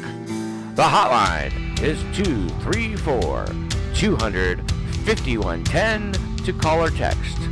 That is 234-200-5110 to be part of the show. And now, here's your host, Brad Gerton and Rick Carpenter. Yeah, we're back, and we're back here in the back room at the Windsor Pub again. And once again, I'm Rick, and I'm here.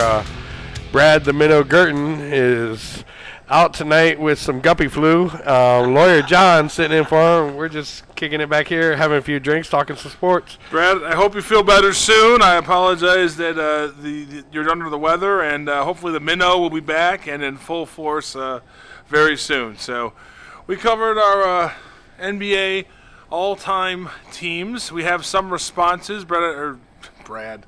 Sorry, Rick. Rick, I know you're going through those lists. I just really wish Brad was here. Oh, man. I know you have some text, and what do we got? We got one from Keith. Keith, he's got pretty much what we have. Wait, Pittsburgh doesn't have an NBA team. How does Keith have somebody that's not on the list? Well, I could have filled that out for him with the Pittsburgh players that I think could play basketball. But no, he's got Kobe and he's got Jordan, which, you know, it's hard to argue. Okay, Jordan, the argument's off the table. We all agree. LeBron, he's got LeBron at small forward. So, yeah. So he doesn't have a true point guard on this team. Right. Yeah. But we all have Jordan, LeBron, and, you know, in that mix, Jordan and LeBron are on our teams. Right. He's got Shaq. He's with you with Shaq at center. He's also got Bird at small forward, which, you know, it's hard to argue Bird at small forward. So an interesting thing there. So he took out the power forward because we struggled with that, as we said, and he put a second guard in with Kobe. He put LeBron with the small forward, power forward. Okay, right. Which, LeBron's actually, he could play power forward. Part of my argument with you on the LeBron-Michael thing is, and I know you keep throwing in my face that Michael won Defensive Player of the Year, LeBron could guard, and it much longer into his career, could guard 1 through at least 4, sometimes 5. And while Michael was a great defender, I think he was guarding 2s and 3s and the occasional point guard. So, but again, I like Keith's lineup. I like Kobe. Clearly deserves to be in the discussion. Wouldn't have him on my top 5. I noticed you just got an ESPN notice. What does that ESPN notice happen to say, Rick? It said my fantasy football team sucked today. Oh, I'm sorry. Congratulations, you won. Thank you, sir. I think this one came from Big Daddy Jarvis Kreitman, Chris Gent, I know who that is, Pete Chilcutt, Brian Scalabrini, I know who that is, and Manute Bull. Yeah, signed Austin Carr, so yeah, I can see where he come up with the list, but that's more or less. I am just glad that Big Daddy is not only listening to the program, but taking the I'm going to drink a bottle of Fireball task seriously while he's listening to the program. Hey, he's keeping up with us. That's a good job. And that is hard to do because we have had a couple. We are in the back room of the Windsor Pub. I know it's a little late in the evening, but if you want to stop up and have a shot with us, we'll let you buy one for us, and we look forward to it. Sounds good to me. We did talk. We wrapped up pretty much the NBA, and the one thing we both agree on the Western Conference is going to be the Western Conference until April. They changed the name? Well, until April, when all these guys, like Golden State's going to start playing hard. Some of these teams aren't playing their best ball right now. Will start playing their best ball. But until that happens, you're not going to find out. No. Because this Western Conference is whacked. Oklahoma City's the number one team in the West right now. At least they were going into the weekend. They're not the number one team in the West. Golden State clearly is. Clippers were. Yeah. Denver was. Yeah, and the thing about the West that's interesting now is not only are they top heavy, they got Golden State. Houston, I don't know what happened to them other than the fact they lost a lot of defense. They're really weird to me right now. I think they're going to get back in the mix, but then you have this really interesting string of Utah, Minnesota, even Denver. I mean, there's the Lakers. There's a lot of good mid-tier teams that if any of them get real hot, they could be real good and challenge. Unlike the East, where I think the East, as we talked about, 3 good teams after that. Well, here's what's interesting in the West Coast. If Anthony Davis goes to LA, that will make LA. The Lakers that'll make the Lakers really relevant. If that happens, the Lakers make the Western Conference Finals. I'll give you Western Conference Finals. Conference. I don't think they're going to beat Golden State yet, but I think they make Western Conference Finals. No one beats Golden State until they tear that team apart. See, and that's where I don't know that I agree with you. We are starting to see with the Draymond Green, Kevin Durant stuff, right? But they're tearing the team apart. Exactly. But so you're counting that. I thought you meant they were going to trade people off. No, if they don't trade, if they get along, you can't beat them. I was saying injury or inside turmoil. You're saying that the inside turmoil is what we're seeing. Sure. I also think you have the risk of people leaving. I think Kevin Durant leaves, and I know Draymond Green said, "Well, we won without you." Try again. I mean, I don't think you'll be able to win without Kevin Durant after he leaves.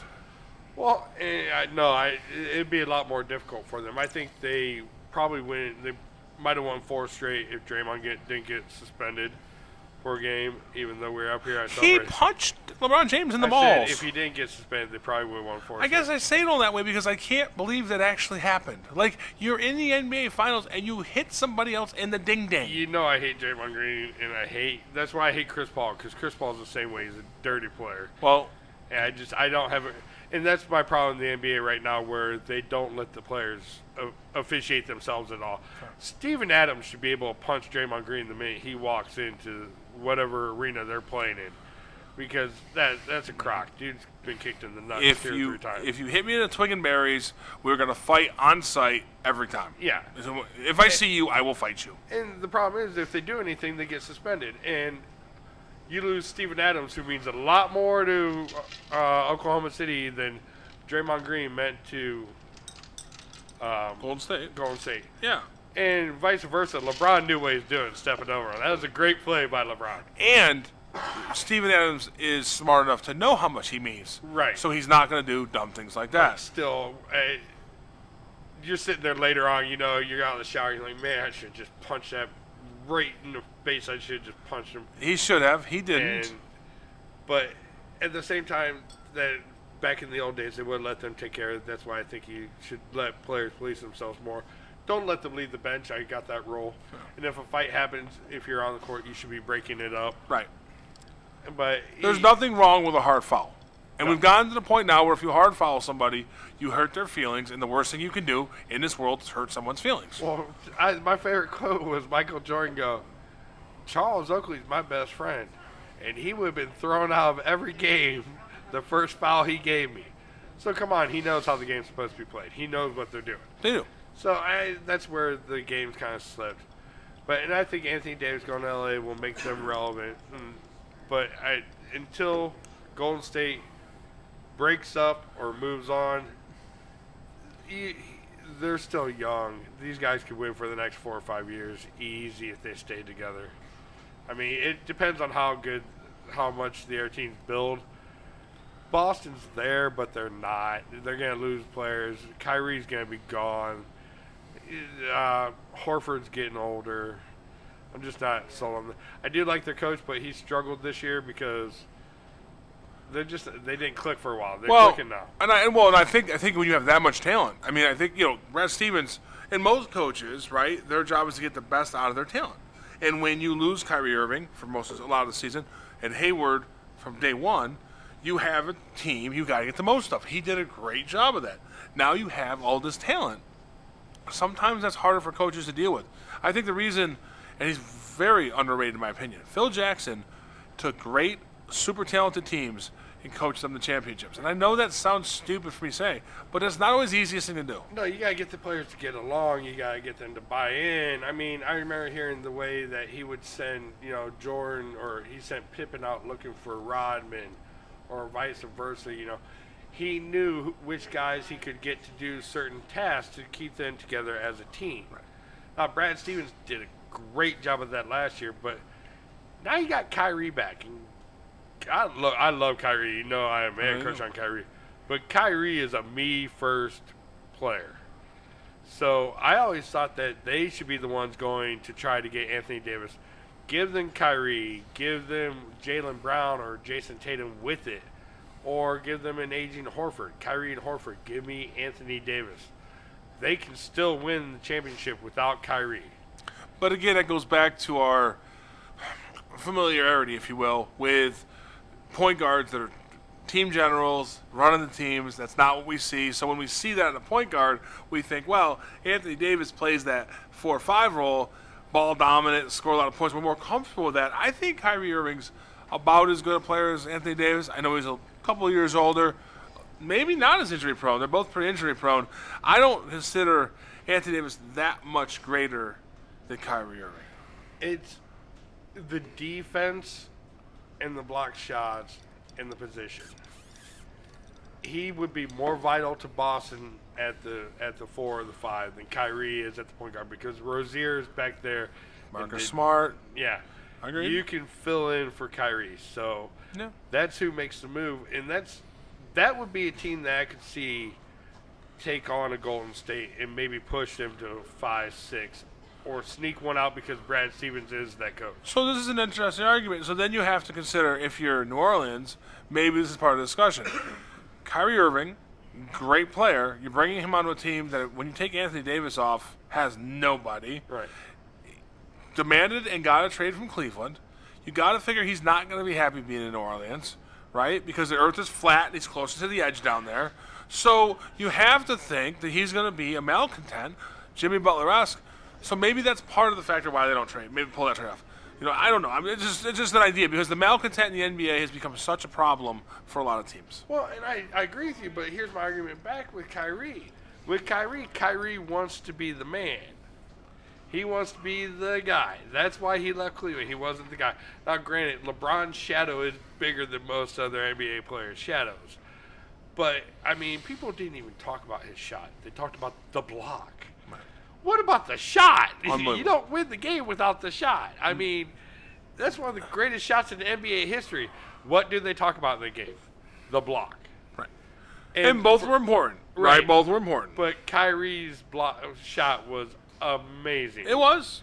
And probably, I don't want to say more difficult, but it was the reason that the Cavs won an NBA championship. Yeah. Without those points, again, in basketball, to win, you have to score. Got it. And I understand that. I just think that Kyrie says he wants to be the man, right? But he also wants to win. And I don't know if you go to New Orleans, you're going to win. Now, if you get Tatum and you also get a pick, that's a whole different moment. What's interesting with what you say, Kyrie, just what you just said with all that, wants to be a man, but kind of wishy-washy. It's kind of like Durant when it comes to that. And the rumor is they're going to hook up in New York. With Jim Dolan. I could actually, with Jim Dolan. That'll go well. I'm not. It's funny because we talk sports all the time. I'm going to bring something. Things change. New York is not the basketball mecca of the world. You have to be relevant for at least 20 years to be a basketball mecca or a blue chip college basketball team. If you haven't won it all, you're getting out of it. You're slowly. People don't go, I want to go to New York now. People try to get traded for New York. What do Durant and Kyrie? Well, let's play that forward, right? So you get Porzingis, you get Durant, you get Irving. That becomes a really good team. And the Madison Square Garden has to move soon. Port Authority in New York is shutting down the arena that it's at, Madison Square Garden. They're going to have a new stadium in 5 years. That would be pretty cool for that team. Now, I don't think that's going to happen. 5 years, Durant ain't going to be Durant. Maybe not. And Jim Dolan probably won't pull that trigger because Jim Dolan is a absolute idiot. So we'll see. Back to you real quick on your point about blue chip programs.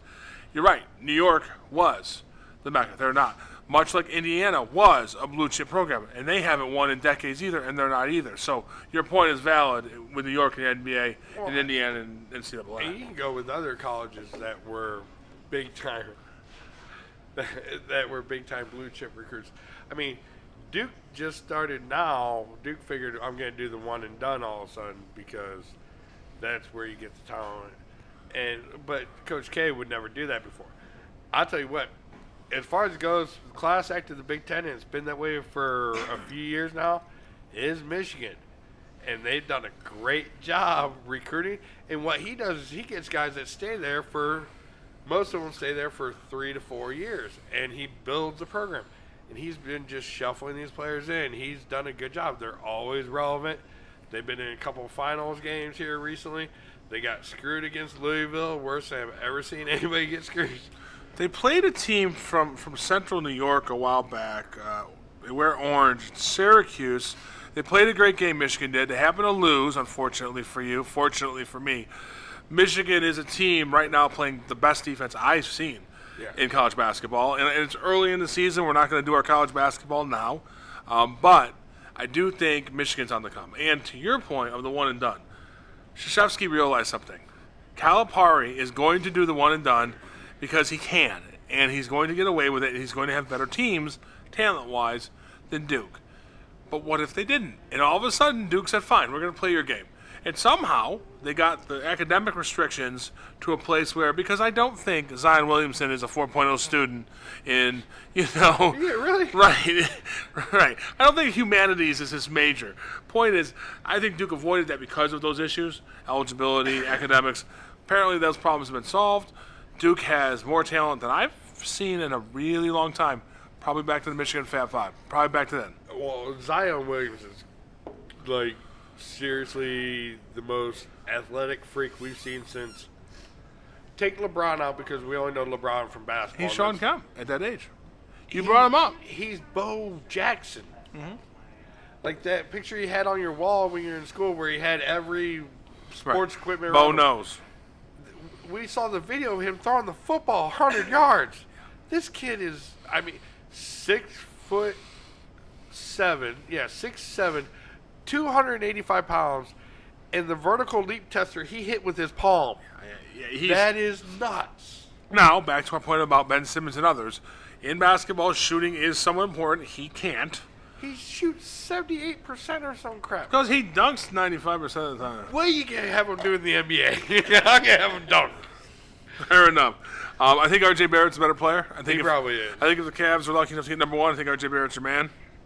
Well, it's going to be weird because him and Sexton are kind of the same player. I think R.J. Barrett can play the two pretty efficiently, though. I don't think that would be a problem. I do think it's going to be interesting if Duke gets the first, second, and they probably wouldn't get the first, second, and third player, but they're going to have 3 out of the top 5 minimum. So it'll be interesting to see that. Well, their other starter is a freshman, and then the other one's like a sophomore or junior. Yeah. So, they have 4 freshmen. Well, and it's interesting because the point I was trying to get back to is Michigan has not done that. Gonzaga, who beat Duke, has not done that. And Kansas has some incoming freshmen, but they are typically a 2 or 3 year program. So while I like the one and dones, they're exciting, they're fun to watch. The teams that win tend not to be the one and done teams. Well, and that's why me, you, and Brad, we all do the same thing. Where if you can start looking at them, the middle of the bracket when you're feeling like your March Madness bracket, and you go, it's a 5 plays 12. No, 5 plays 7 or something. 5 plays 12. 5 plays 12. You start looking at that 5-12, and all of a sudden you're like, their starting lineup has 3 seniors and 2 juniors in it.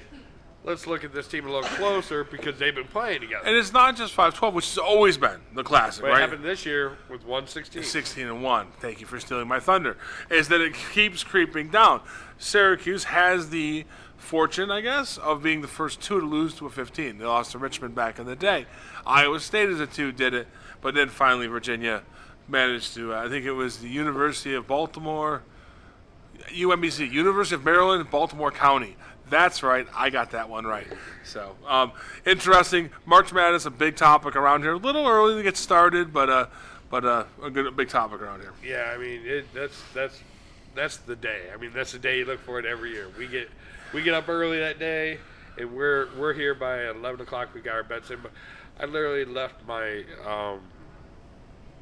whatever. I had custody of my kids. The hearing. I told them we weren't solving anything because I wasn't missing March Madness. The Windsor Pub has a national holiday called Thursday March Madness. It's not called that. I just called it that. We will be up here watching every game. We will be betting on games. We will be betting with ourselves. It's going to be awesome. If you ever get a chance to stop up that day, please do. We'll see how it goes. But again, a little early for that conversation. The NBA, it is what it is. I think for the next few weeks it's going to be the NFL. And I guess I'd ask you this: if after the Rams lost today, I think most people, maybe not all people, but there's 3 or 4 teams now.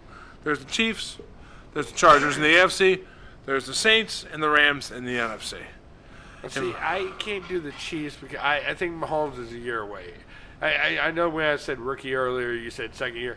This is like his rookie year, first year starting. Absolutely, I understand. He's playing phenomenal, but at the same time, if I see him throw the ball left-handed again, I'm going to run out on the field and choke him to death. Stop doing it, dude. I understand you're athletic as hell, but they're going to catch up with you. The film is only so many games long right now. It will catch up with you. I never, ever, ever count New England out. I just never do. Just because it's New England. And it's Tom Brady and Bill Belichick.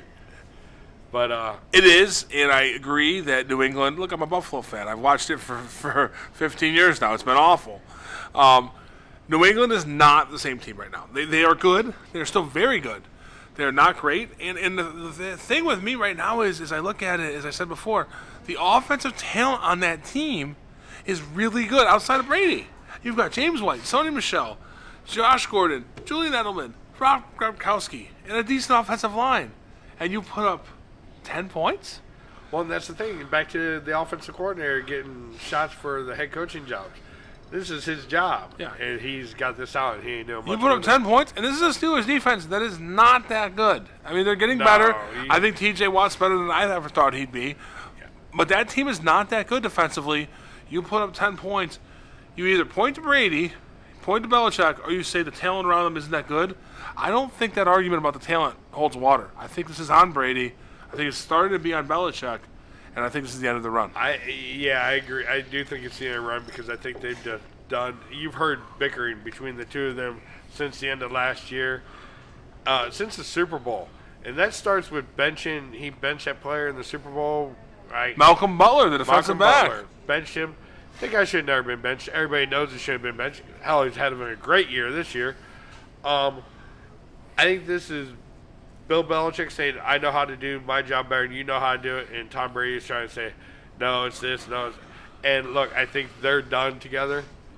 I think Belichick could end up going in the offseason to a different team, or Brady could go to a different team. I see this marriage splitting up this year. I don't disagree with you. I think that's probably true. And that's why I don't put the Patriots in that group. I watched the Chargers and Chiefs game. It helps that it was last week or this week. And one thing that the Chargers did, and you and I have talked about this a bit, this going for two thing that is hitting the NFL is very interesting to me. Now, apparently, if you're a road team and you tie the game up, you go for two, just like they used to in college all the time, to win the game. I don't really understand it because I think the wins in the NFL are so important, but it is a trend. I hate it. It's literally, if I was sitting there as a coach, if I owned the team, I'd be calling down and trying to fire you before and call timeout before you did it. You're supposed to go into overtime, play defense. If you don't get the ball, come back and win the game. Now, I do understand why they're partially doing it because it's so offensive-oriented right now, so you're going to get a pass interference call, or you're going to get a holding call. And like you said, sometimes it's holding just because they don't want to call pass interference. Yeah.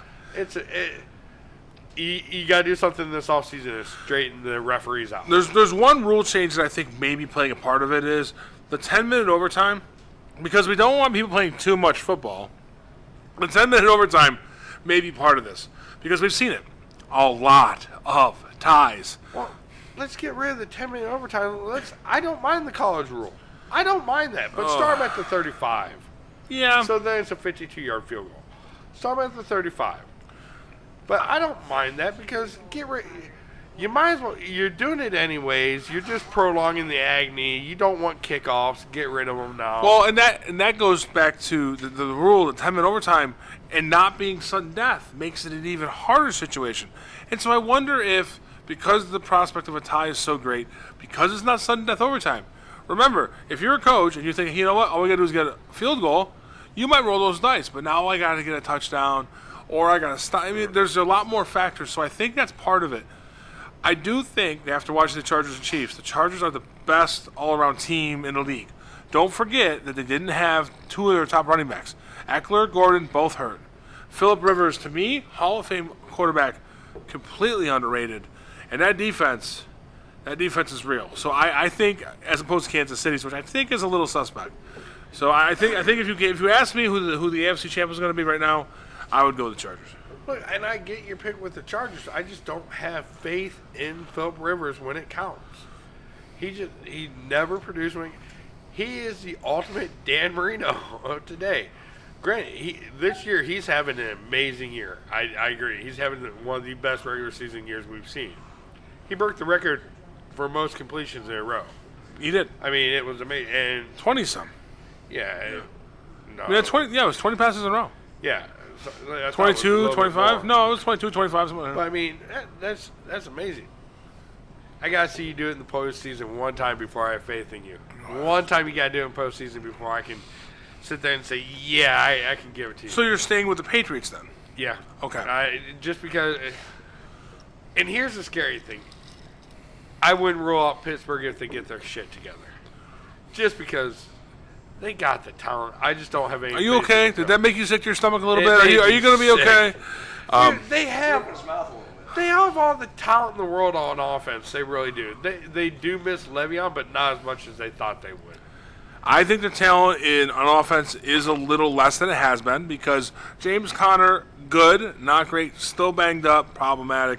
Smith-Schuster on the rise, not top level yet. Antonio Brown's lost a step. He just has. We've seen it. He's lost a step. Ben is a Hall of Famer. Ben has been. And so is Phillip Rivers, a Hall of Famer. I think Kansas City is an interesting pick, but back to your point, show me in the postseason. Andy Reid in the postseason, not so good. So, and Mahomes, too. That left-hand pass in the postseason, how well you think that's going on? Dude, they've even highlighted on ESPN. You know every defense is sitting there right now going, he throws that pass to me, I'm knocking him out. But you bring up a good point you brought up a good point before about quarterbacks off air. We've got a lot of quarterbacks who are leaving this league. Sooner than we all might think, right? Yeah. In 2 or 3 years, Breeze, Brady, Rodgers, they're going to be thinking of the past, right? Mahomes, in my opinion, is the next guy.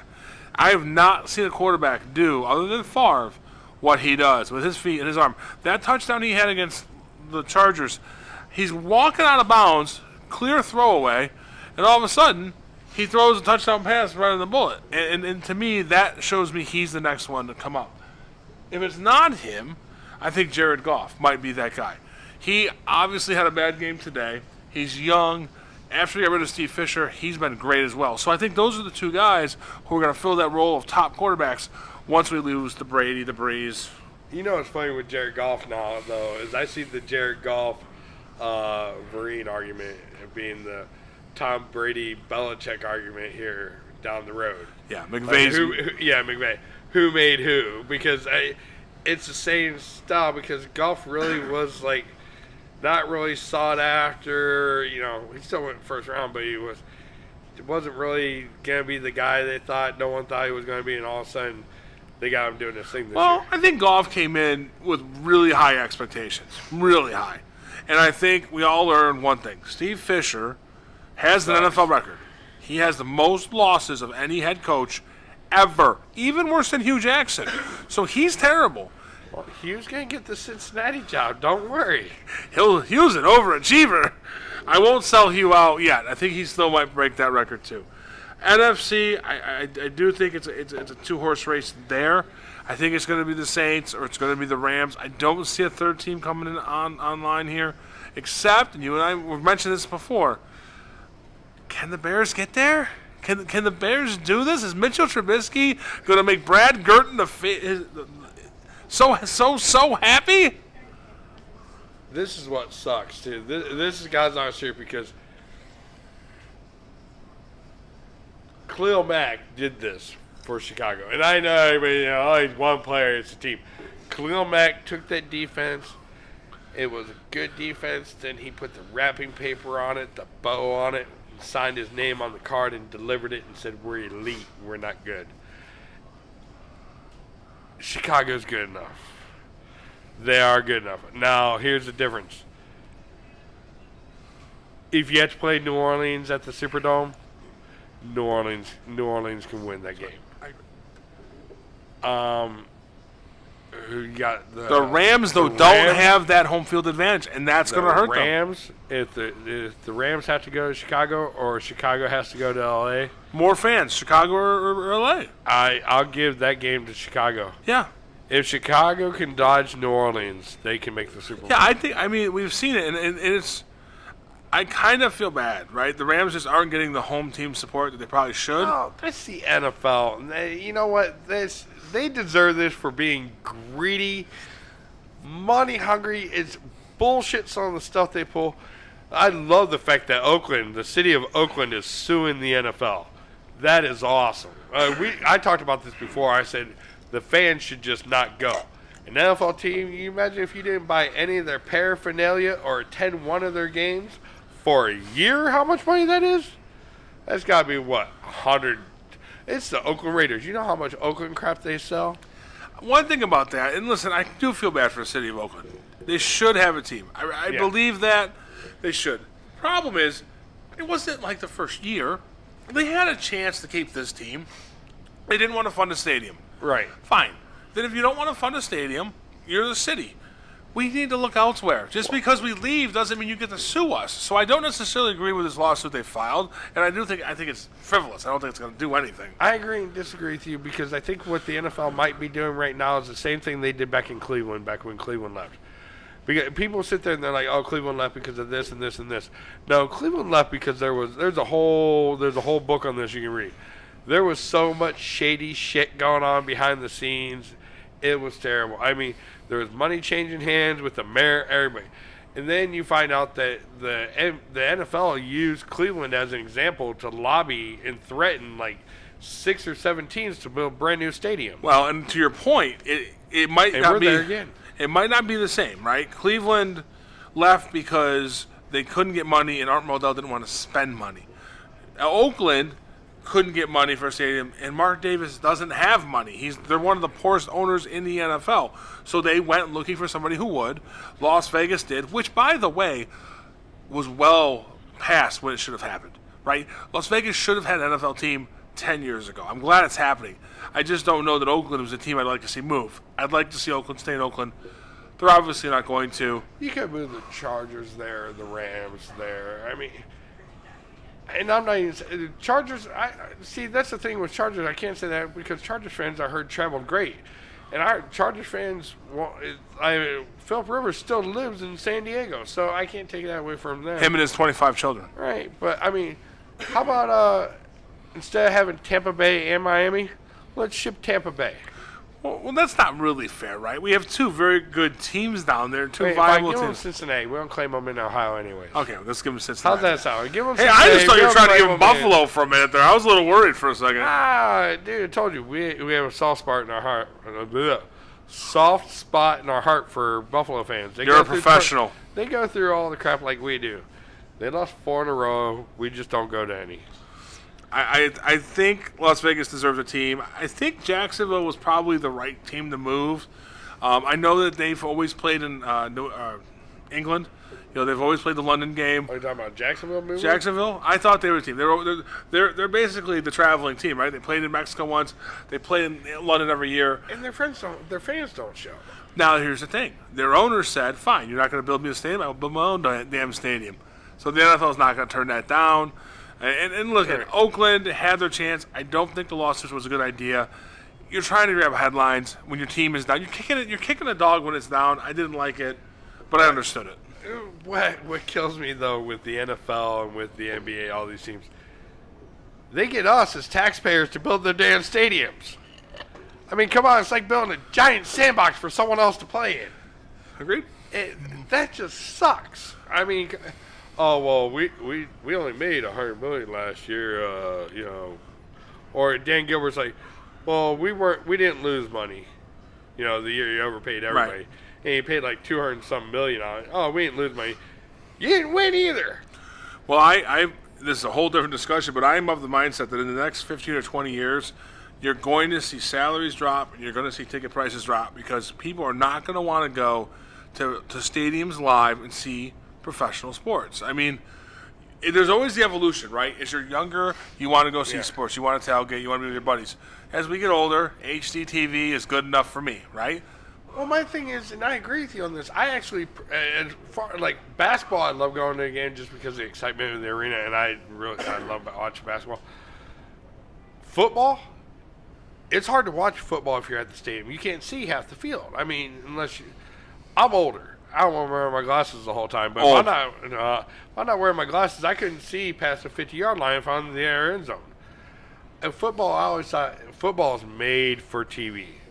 That's why, I mean, basketball does pretty well. They can keep up with it. That's why hockey struggles, because it's hard to pick that puck up a little bit. I think they've done better, but you're right. I get it. Yep. But, I mean, even baseball is good for it because baseball's slow enough. But I think people are changing the way they consume their entertainment, and I think that live sports is going to have trouble, to the point you just made, convincing a populace, a city, to buy an arena for them. I think that's going to be a problem because most 20-year-olds, 19-year-olds are like, I'm not going to buy you an arena. What do you? I can watch my TV on my phone. I don't need an arena. So I think that's going to become a problem. Well, especially, and part of that problem is going to arise with players like Butler going, oh, I don't want to play here. That pisses people off. Well, it pisses us off. I wonder if younger people don't look at that and go, well, if you're not happy, then you should go somewhere else where you'll get a participation trophy. Well, I agree, but it shouldn't happen. I've turned sports off at times because of that. You've turned sports off because you were drunk and needed to go to bed. Yeah, most likely. Your NFC team, we've bounced around it. Who do you like right now? I'm taking New Orleans. Right. Why are you taking New Orleans? Because they're going to be home, and I'm praying to God it's not Chicago. A team that I'm really interested in, and it's not just because they won my semifinal against you, although I'm very happy for them doing that. I think the Seahawks travel well. Now, I don't think the Seahawks are not going to have home field, but they're going to make the playoffs, and they're going to travel well. If you had to go to Seattle, you'd be screwed, because that is the number one home field in the NFL. Number two, though, is New Orleans. I love that pick. I think the thing I don't trust with New Orleans, and maybe it's just recency bias, they aren't throwing the football as much. They're running the ball and playing defense. Do I really think New Orleans is going to win a Super Bowl running the ball and playing defense? I don't know. But I think you'd have to pick them right now. I think they're... We'll see. That goes back to what we were talking about. It's just the NFL right now. If they get there, if they could get there, they never got the Super Bowl they wanted, where it was like Tom Brady versus so and so. Every time Tom Brady played the Super Bowl, it was normally Russell Wilson. Yeah, not a big. They put Brady, Breeze up there, right, and then they can let them go off in the sunset. I think the NFL is really excited about Tom Brady and Nick Foles. No. I think the NFL is ready to usher out the old guys, right, and bring in. So you're almost saying, and I don't disagree with this. If they've got a magic wand, they're saying, hey, let's get Brady and Breeze this year, and let's get Goff and Mahomes next year. Yeah, and we have done respect to the old, and now we are passing the torch to the new. Right. And I honestly, because you have Goff, you have Mahomes, you have Baker. You're gonna have Ben next year, but Ben's never gotten the respect around the league that like a Breeze and a Brady do. And it's funny because Ben's won 2. True. Breeze won 1. Breeze got traded away from our team because they thought he was washed up. Not great. Not washed up. He was young then. He was just hurt. He had an elbow injury. Really proved them wrong. Yeah, he did. But Ben just never gets the credit he deserves for. Now that Breeze, trade of Breeze, led to the drafting of Phillip Rivers. Yeah. right? So it worked out pretty well for the Chargers. Right, but, I mean, Phil Rivers is going to go out about the same time. He is. I mean, it's weird. It is. I think we're going to take one more break here real quick, and then I think we'll come back with some more NFL. And, yeah. Hey, we're still here. Text us, call us, guys. Thanks. Oh, bye.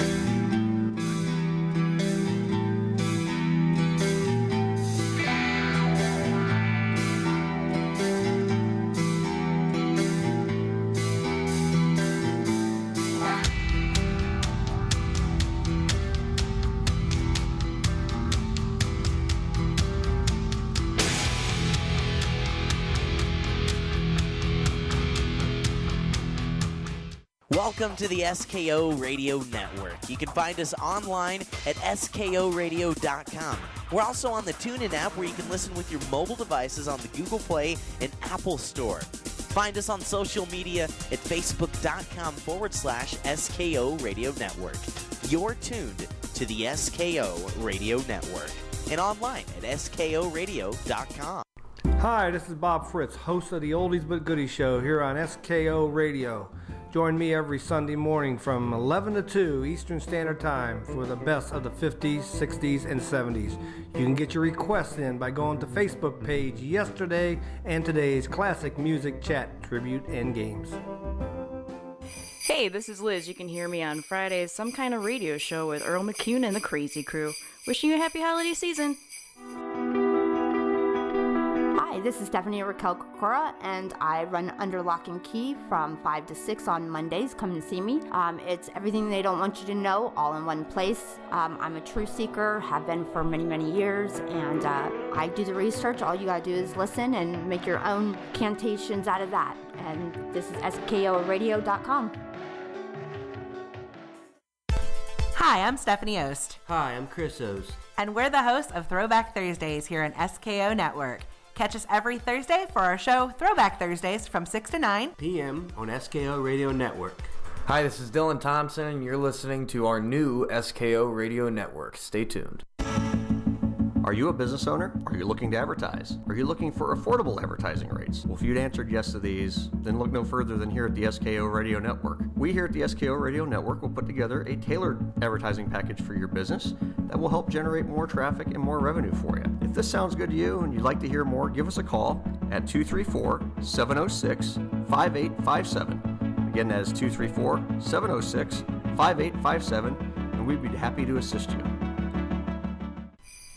Hello, this is Earl McCune, president of the SKO Radio Network and host of some kind of radio show here on Friday nights from 8 p.m. to midnight. I just wanted to take a second and wish everyone out there a very Merry Christmas and a Happy New Year from my family to yours. Happy holidays. In the beginning, Pat created ham radio heaven. But somehow it just wasn't enough. Listeners wanted more. So they went back to the drawing board, hoping to create that perfect show. Something's going to happen. What? What's going to happen? Something wonderful. Join Dale and I for Radioactive as we discuss technology and life in the world around us. That's Radioactive, 11 a.m. to 1 p.m. on Saturdays here on SKO.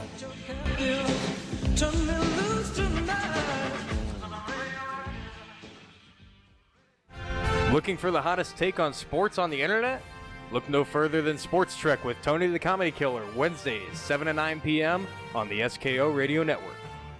Got the music blues? Well, tune into the Total Request Live with me, Debbie McCune, Mondays from 7 to 10 p.m. Taking your requests live, call or text at 234-200-5110, only on the SKO Radio Network. Guaranteed to take your blues away.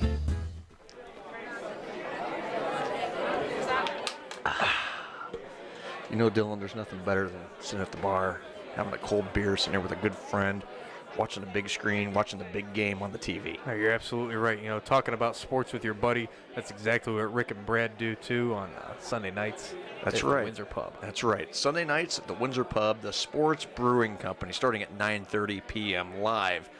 here on the SKO Radio Network. They go till whenever. They talk about whatever. They even have a top 5. Make sure you tune in and crack your cold one.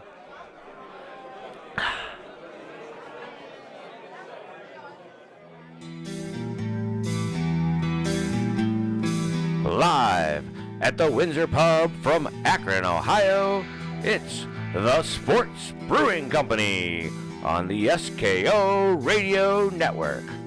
The hotline is 234-200-5110 to call or text. That is 234-200-5110 to be part of the show. And now, here's your host, Brad Gerton and Rick Carpenter.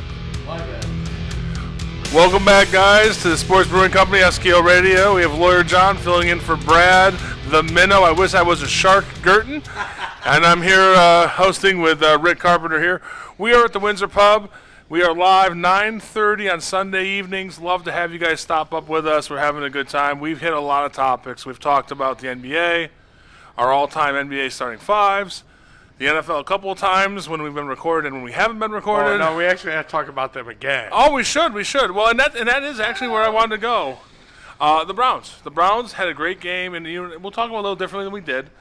They're an up-and-coming team, right? So what do the Browns have to do next year, next two, to make the P word? I don't know if I want to curse you and say playoffs, but to make the playoffs.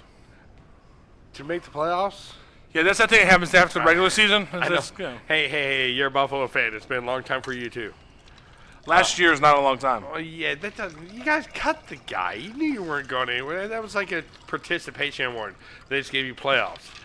I mean, come on. It really, the AFC was that bad. I will say, before you get into your tirade of how great the Browns are, that Jacksonville-Buffalo playoff game might be the worst game of football I have ever watched. Now, here's the good news. It only took an hour and a half because nobody scored. But it was the worst playoff game in the history of football. So, yeah, I mean, the Browns will playoffs, please. The Browns next year for the playoffs. You know, it's weird because, and you know, we always do that what if, could, should, if, and what all that crap. But it was like you look at this team right now, you're sitting there going, they would have just fired Hugh in week 3 when we were all asking. They might have been a playoff team this year. I mean, they might have been. Ifs and horseshoes. Ifs and buts were candies and nuts. Every day would be Christmas. Which is my birthday if you want to send me a card. Horseshoes and hand grenades. Right. Same thing. That's right. But, I mean, next year, as far as what they need to do to be a playoff team, I think to be a playoff team or go in the playoffs. Let's not get greedy. Let's make the playoffs first. A playoff team, I think this team as it's constructed right now makes the playoffs next year in this division.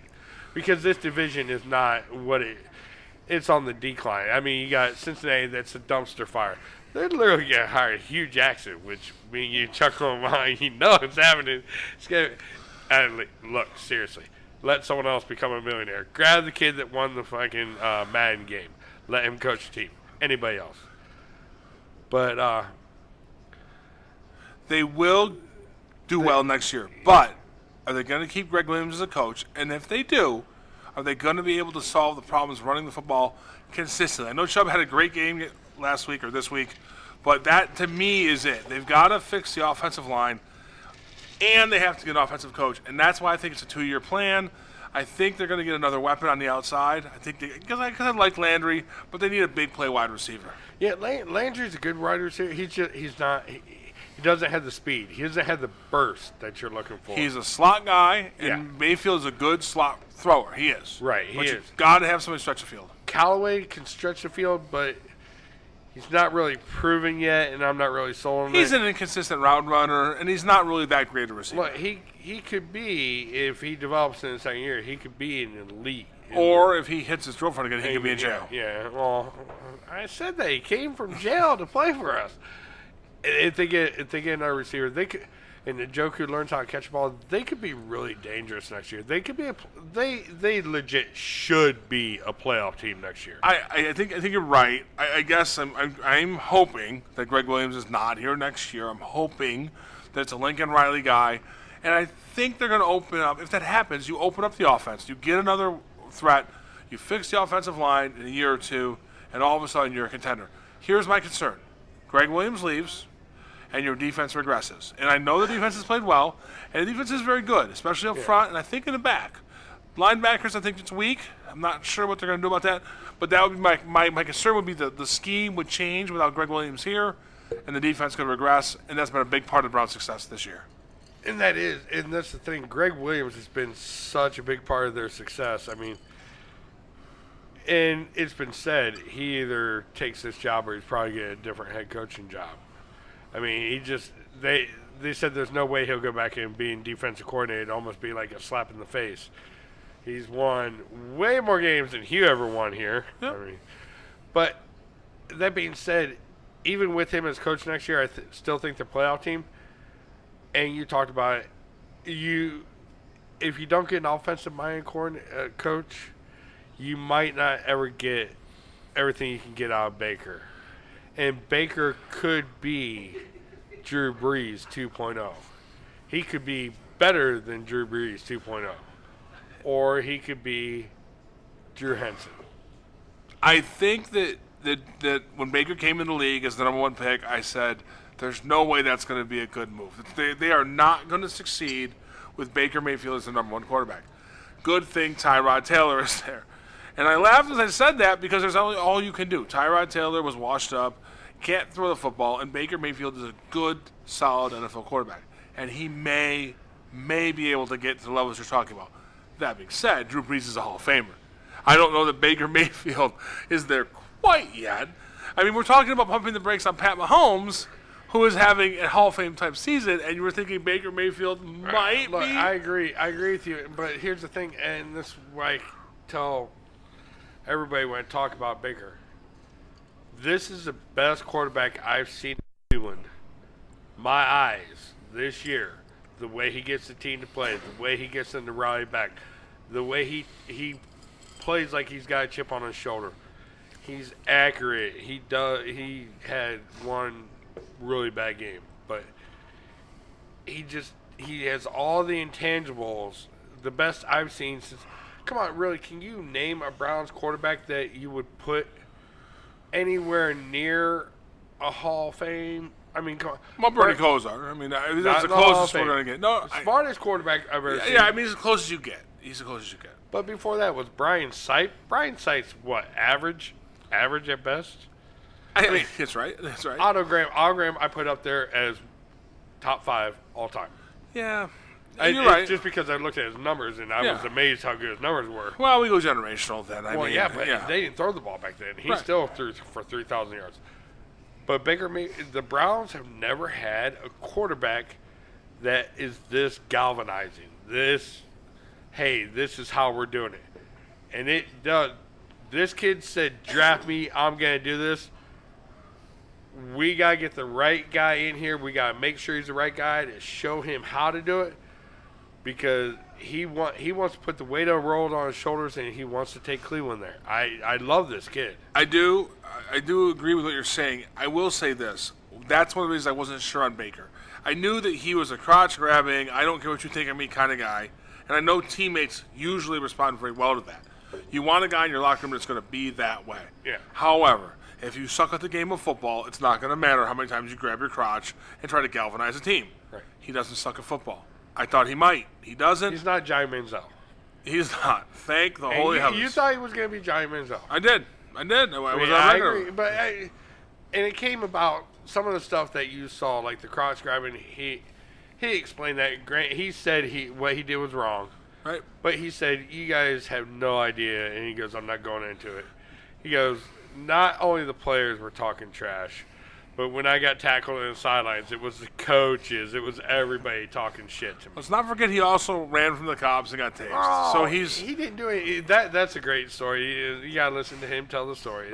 And I get it. And he's proved me wrong in that regard. However, there can only be so many times that a teammate calls you out, gets in your face, that if you aren't causing the success of the team, it's gonna come back on you. It's gonna backfire. I do see that, but I also see he's the first guy down there. He was the first guy down there 2 weeks ago when Callaway fumbled the ball in the end zone. And I think he's smart enough. I think he knows it. Right. I think he knows the players. I think he knows what he can do for each player. Like, one player, he can be like, hey, man, catch the fucking ball. I'm not. Or, hey, man, dude, next time. I'm not saying that he's that guy yet. And I think under Greg Williams, he hasn't been that guy. So when I keep saying I want them to bring in an offensive guy, grow and mature him, I wonder if you lose that control. Greg Williams has that team by the ball sack. He's got control of that team. Oh, yeah, there is no doubt in my mind. Will the next coach have that same control? How does that work out? I don't know. I think the Browns are one of the best up-and-coming teams in football, and I can't believe that we can say that without being called homers. I mean, it's really true. Yes! Finally got someone else to say it. Well, it's true. It's true. And listen, I'm a Buffalo fan. I'd love to tell you, well, Buffalo's got Josh Allen, and we're going to listen, we are a struggling You didn't team. want Josh Allen. No, I still don't want him. But he's not terrible. I mean, if you give the kid 3 more years to develop, it's literally going to take 3 years. Though. Here's the Josh Allen argument. He should have had clipboard this year. Here's the Josh Allen argument. Their receivers are literally undrafted free agents who are bagging groceries at Thanksgiving who now play in the NFL. We have no talent around him. Shady McCoy has finally reached his peak at 55 years old, and we have moved on from him. And our defense is going to get worse because most of it is retiring. We also lost 3/5 of our offensive line. So the Bills have a lot of room to grow, and Josh Allen might be that guy. I'm just saying we're not an upcoming team with the talent and potential that the Browns have right now. Even though we're close in record, we're nowhere close in potential. Hopefully you do it right. And that's the NFL is wait. Think about, like, when you get that quarterback, what you have to do is, like, it's like a crapshoot to get a franchise quarterback. Like, you hit the lottery to get a franchise quarterback. You got to sit there and you got to figure out, hey, we got this guy. Let's keep him upright. Let's keep him healthy. Look at Indy. They killed Andrew Luck. I mean, it was horrible. They had so many opportunities to reach out. They could have gotten Okung from Seattle. They could have gotten a couple of good linemen to back him up. I think Alex Mack actually went to Indy during his free agency before he came here. They just would not spend the money on the offensive line. And that's back to my point about earlier in the show. Quentin Nelson, the rookie guard out of Notre Dame, he deserves consideration. He won't get it, just like Baker Mayfield won't get it. Consideration for Rookie of the Year. Bet right now. Oh, my God. Bet right now. Okay, bet right now. You got Saquon, I got Baker. Okay. What are we betting? We got to make it something. On actual, like, fifth of Fireball, not like the little mini bottles, so Brad doesn't bitch and moan about how little our bottles are. Oh, I said bitch on the radio. Sorry. We go with the liter Fireball. Liter Fireball. We'll shake hands. For you radio listeners, we shook hands after an awkward fist bump attempt. Yeah, Baker's gonna get it. It was very bad. Baker's gonna get it just because Baker. Look, and here's the funny thing, and this is the greatest thing I've seen because ESPN released the stats of fan bases, and Cleveland has, like, this year it's grown because it's like Baker Mayfield mania because Oklahoma doesn't have an NFL team. Oklahoma loves Baker Mayfield. They all still watch the Browns. Sure. So the Browns backers club just grew exponentially. The Browns had the biggest fan base in all of football. So ESPN came out and quoted it and said, looks like we have a new America's team. And the Cowboys went, whoa, what? You mean Steeler Nation isn't the America's team? Is that what you're telling me? Oh, we talked about this earlier. We had a moron in here. He's a Steelers fan. Just one. But no, I mean, here's the thing. For like the Cowboys, the Cowboys, their argument is it's like the Browns, okay? If you're not a Browns fan, you don't hate the Browns. Like, I understand. But if you're not a Cowboys fan, you hate the Cowboys. Like, you're sick and tired. They're not America's team. When people hate you, you're not America's team. Compared with the Yankees in baseball, everyone hates the Yankees. I agree. I agree. Or the Patriots now. I think the Patriots are probably a better example now. If you are not a Patriots fan, you hate the Patriots. Yeah, people hate with good reason. Look, when Steve Grogan was the quarterback of the Patriots, nobody hated him because Steve Grogan was the quarterback. But now that they're actually good, People love to hate them. I love to hate them. Their fans, some of them, are amazing.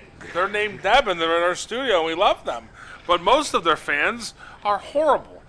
And so... Well, no, dude, the main New England fan... Yeah, she's married to you. Yeah, that's it. The main New England fans we find, and this is funny, here, we're going to do a shot. Cheers. Most Patriots fans we find are very respectful. One of the problems with Steelers fans in general is that they tend to be a little obnoxious. Little obnoxious? Does that work? Little. They all know who they are, and it's the funny thing because look, it's one thing, and I talked to like Jared a couple days ago. I said, it's going to be funny in like 3-4 years when Ben's retired, and all them wishy-washy Steelers fans come over and start being Browns fans again, because Ben's gone, you don't have a quarterback, and you're done for 5-6 years. So you raised a really good, interesting point. So I moved here in 2002 from New York, and there were some Steelers fans. There were some Steelers fans, but it wasn't crazy. It wasn't like every other person was a Steelers fan. No. All of a sudden, they got hot, and they started winning titles, and I couldn't go anywhere without seeing Steelers jerseys. And listen, I'm a Buffalo fan, so I would always have to explain. Well, I grew up in Buffalo. I love them. They're my team. I know we lost 4 in a row. I'm going to punch you in the face if you say it again. And I would ask Steelers fans, what happened to you? How did you become a Steelers fan?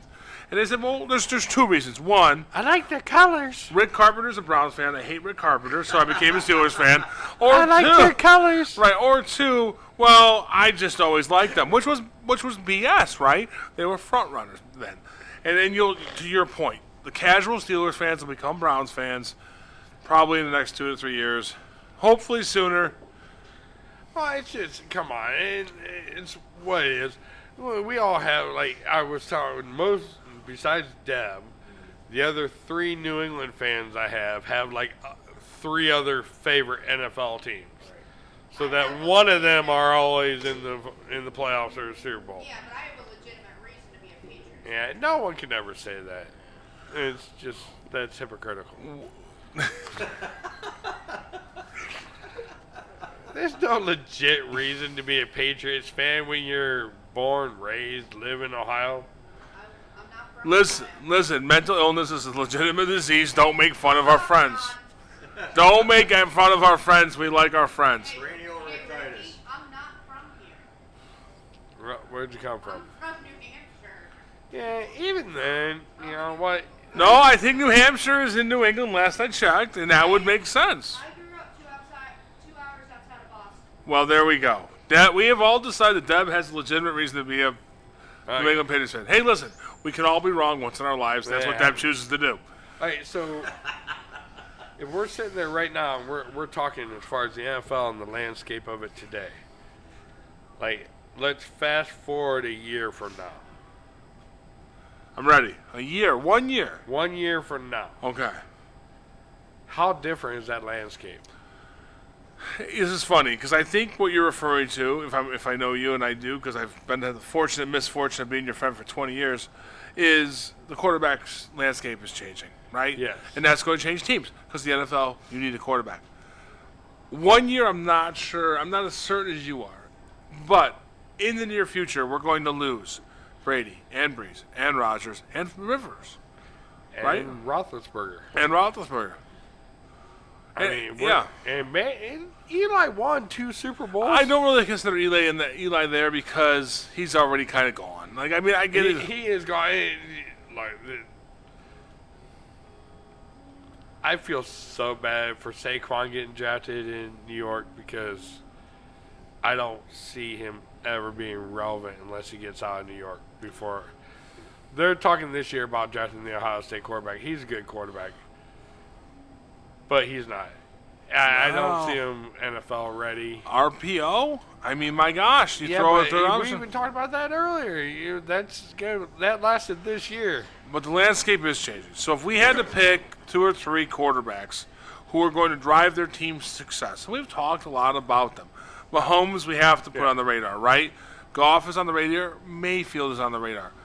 How about the other guys? How about Rosen, Jackson, Allen, any of the other young quarterbacks, maybe somebody I haven't thought of, who's going to drive their team to the next level. But and this is why I give Dorsey such credit, because out of the 5 quarterbacks drafted early this year in the first round, Baker definitely looks like the right pick. I mean, you can say, well, Donald just is a rough year. You can only say that so many times. And when it starts out your rookie year, yeah, but you got a guy came in, took over. Rosen, I ain't watched that much Arizona football, I'll be honest with you. I really didn't care. You're not really interested in the Arizona Cardinals at 3-13 or whatever? I did watch your boy play a little bit just because when he hurdled the guy in preseason, I was like, this is exactly what I'm talking about. I think Josh Rosen is going to be an okay starting quarterback in the NFL. I will give Sam Darnold this. He was drafted to the Jets. The Jets have very little talent. He is what he is. High risk, high reward. Yeah.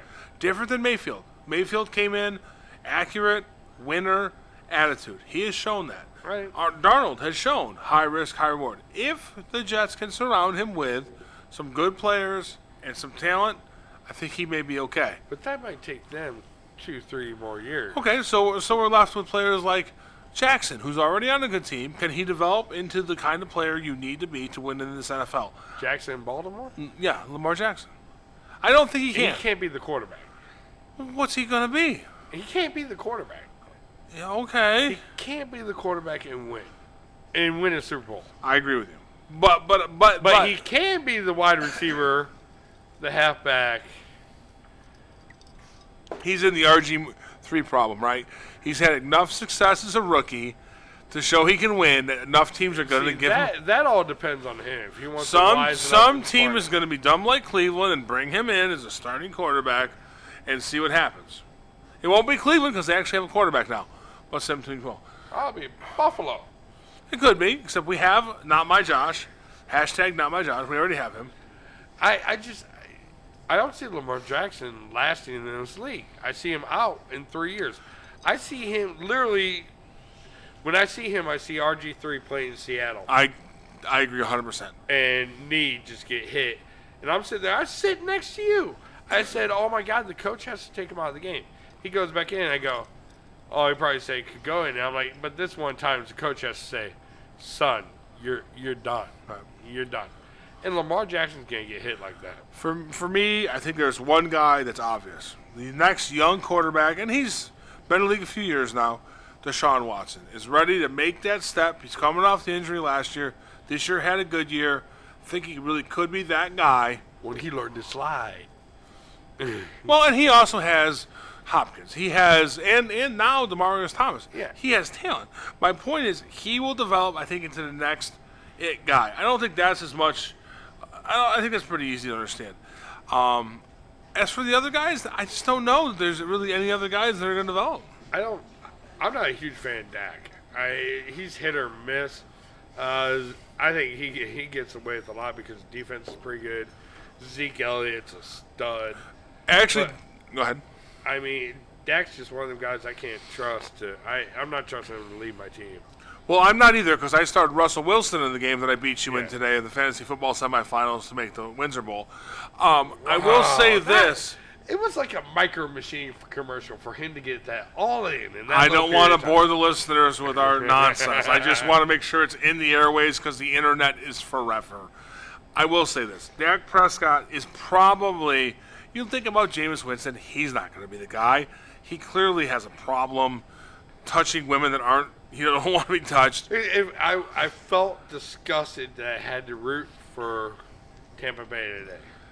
Because I can't stand Jameis Winston. Why did you have to root for Tampa Bay? For the Browns' playoff hopes. Okay, I chuckled for two reasons there. One, because I heard the words Browns playoff hopes, but two, because they're legitimate, as we've talked about. Yeah, I hate Jameis Winston. I walked by and I said to somebody I knew, it just disgusts me to have to root for this guy because he's a despicable human being. He probably should be in jail. He should. No, there's no doubt. There's no doubt he should be in jail. Yeah, I don't think, but here's the thing about Dak Prescott. when you put talent around him, they got Amari Cooper. I don't know if Amari stays. I'm going to come back to Amari, so give me 1 second. Dak Prescott, with talent around him, could, in my opinion, be the next young quarterback. Back to Amari Cooper really quick. In my opinion, back to what we talked about with the Browns not wanting to get Khalil Mack. He's the guy I would target as a free agent. If I'm the Browns, I say Amari Cooper on the outside, Jarvis Landry on the inside, and 2 good pieces at offensive line make me a contender. And the Browns have the money to do it. I really like Amari Cooper as a Browns free agent target. Is Amari Cooper a free agent? He is. He absolutely is. That's why we were surprised that they gave up so much to get him.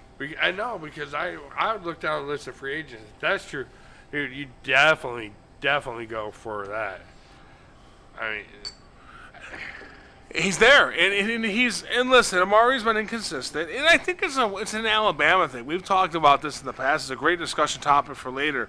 But you look across the landscape of NFL players who played in Alabama, it's just hit or miss. I mean, Calvin Ridley had a couple good games at wide receiver. He struggled. Derrick Henry, he might be okay. But go back to Richardson, the guy that the Browns took. He was terrible. We talked about this. I told you, I read that one article the one time, and they said by the time they leave Alabama, what's his name? Nick Saban runs them into the ground. Yeah, got everything he could possibly get out. And was like time after time, you don't see a lot of Alabama guys. Yeah. No, and I agree with you. And that's the thing. I don't know that Cooper will be great, but he is so super talented. I'd like to see him with Baker Mayfield in Cleveland. That would be if I was the Browns, that would be my number 1 pick. All right, so they get Baker Mayfield. They shore up that offensive line. How far do you think they can go? They're a playoff contending team, Rick. They are. But I mean, what AFC team? Well, so let's just talk 1 year from now. I don't think Brady's gone after this year. I think he's still around. Right. So you got the Patriots to worry about. Chargers are going to be. You just said with Mahomes, he's going to grow. He's going to get better. Right. They're going to be difficult. They're going to be hard to contend with. Houston's going to be tough to contend with. Oh, but my thing is their division. Okay, in their division, I think Baltimore might actually go get a real quarterback. I do. I think they might go get a real quarterback. If they do, that's a problem for you. All right, I don't think they're leaving. I think they like Lamar Jackson. Then they're not going to be very good. Okay, say they keep with Lamar Jackson. Pittsburgh still has Roethlisberger, and with that, whatever that is right now. In Cincinnati, Hugh Jackson's head coach. They could contend for the AFC North. They could. Now, the problem with that scenario we've just laid out is they probably don't go very far, right? Because we have teams like Indianapolis, who I think is going to get Le'Veon Bell. We have Houston. Can you imagine if Indy gets Le'Veon? Le'Veon needs to go to Green Bay. I think he's going to Houston or he's going to Indy. I think he's going to. You know, his college coach is in Houston. You know, the rumor is the Browns might reach out. And do what? Say thank you, but no thank you. You have Nick Chubb and Duke Johnson. I know. Well, Duke Johnson. They haven't used Duke the way they should this year. But I just heard that'd be a way for them to say a big FU for the Hayden thing. And listen, I think Le'Veon Bell will be great wherever he goes. That being said, I'm not paying him $18 million a year to play football. Well, and that's the thing. The Browns at the point right now where they're building, and you don't want to pay one guy too much. You got like Baker's under rookie. To have a quarterback under rookie contract that's good, that helps you build everything else. People don't realize how much quarterbacks chew into the salary cap. They suck the life out of your team. I think that's a very good point. I think what really worries me going forward in the NFL is when guys like Goff and guys like Baker, get to that point where they're renegotiating their contract, do they take, a little less, $17, $18 million, so we can build a team around us, or do we take... You are a professional! Wipe your nose! Or, listen, there are a lot of sports talk radio shows out there, men and women, but you will never find the term snot rockets except right here at the Sports Brewing Company on SKORadio.com. By the way, if for some reason you are still awake and want to call in this nonsense, we are 234-200-5110. Rick, how we doing? I'm doing better. I can breathe now. I just started sneezing. Singers on myself.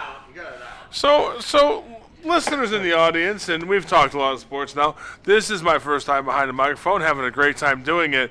And I have to tell you that these guys have thrown in intentional distractions just to see how I would handle in them. And I have to say that I am doing great. Well, hey, we knew you could perform. We knew you'd be able to do this when the pressure was on you the one time, And I still love the story because we were all back here, we were playing pop and shot. They made me go first, and I only scored like 56. I'm like, 56 ain't good. Brad gets up and shoots and John gets up and hits a 34. Yeah. And Which is not a good score. Brad just slaps on his shoulder and goes, "You feel good about yourself?" I'm like, this ain't going to go well. And the minnow, in all his glory, what did the minnow do? 5. No. Brad, did he make one? He made one, and as he's thrown away, he threw it against the That's back, right. and he shot 5. In a fit of anger, he Mitchell Trubisky a throw, actually went where it was supposed to, and it went in the basket. Yeah, that was a good one. You know what we need back here is I need one of them football games where you can throw it through the I love that thing. octagons and shit. Yeah. But there's not that much room, and that shit's expensive. You need to move the Golden Tee machine back here, personally. But I need another one. I'm in. Many of you who don't know me might know that I am a world-class Golden Tee player. The Golden Tee Championships are in June. I have already qualified, in case you're wondering, because I am that awesome. Oh, my God. Let's do that top 5. Top 5 Golden Tee players of all time. No. One of them used to play here. Andy Haas used to play here. We did. We used to. Andy Haas cut his teeth up here. Top player in the world right now, and he used to play right outside here at the Windsor Pub. Yeah, I believe we're pretty much. We got everything. I think we've covered everything tonight. Thank you everybody for listening. Really appreciate it. We went a little long. I'm sorry, Earl. We had to because we had a technical malfunction. It was not Earl's fault. I promise you. No, it was Earl's fault. Oh, it was Earl's fault. I want to come back, so I said it wasn't his fault, but Earl's a man. I'll be first to admit it was my fault. At any rate, really enjoyed hosting the tournament. By the way, Deb, all those were the rest of Rick's snot rock. It's all over Deb's chest. Thank you for listening. Rick, in a word, how many years until the Browns win a Super Bowl? What is your prediction? Not in his lifetime. Whoa, no. Come on, Rick, give me some years. Gonna give them next year for a playoff run, and then 2-3 tops for a Super Bowl. 3 years tops for a Super Bowl. Deb respectfully disagrees. As a Patriots fan, I ignore her opinion, and I agree with you. Thank you, everybody. Had a great night. Take care.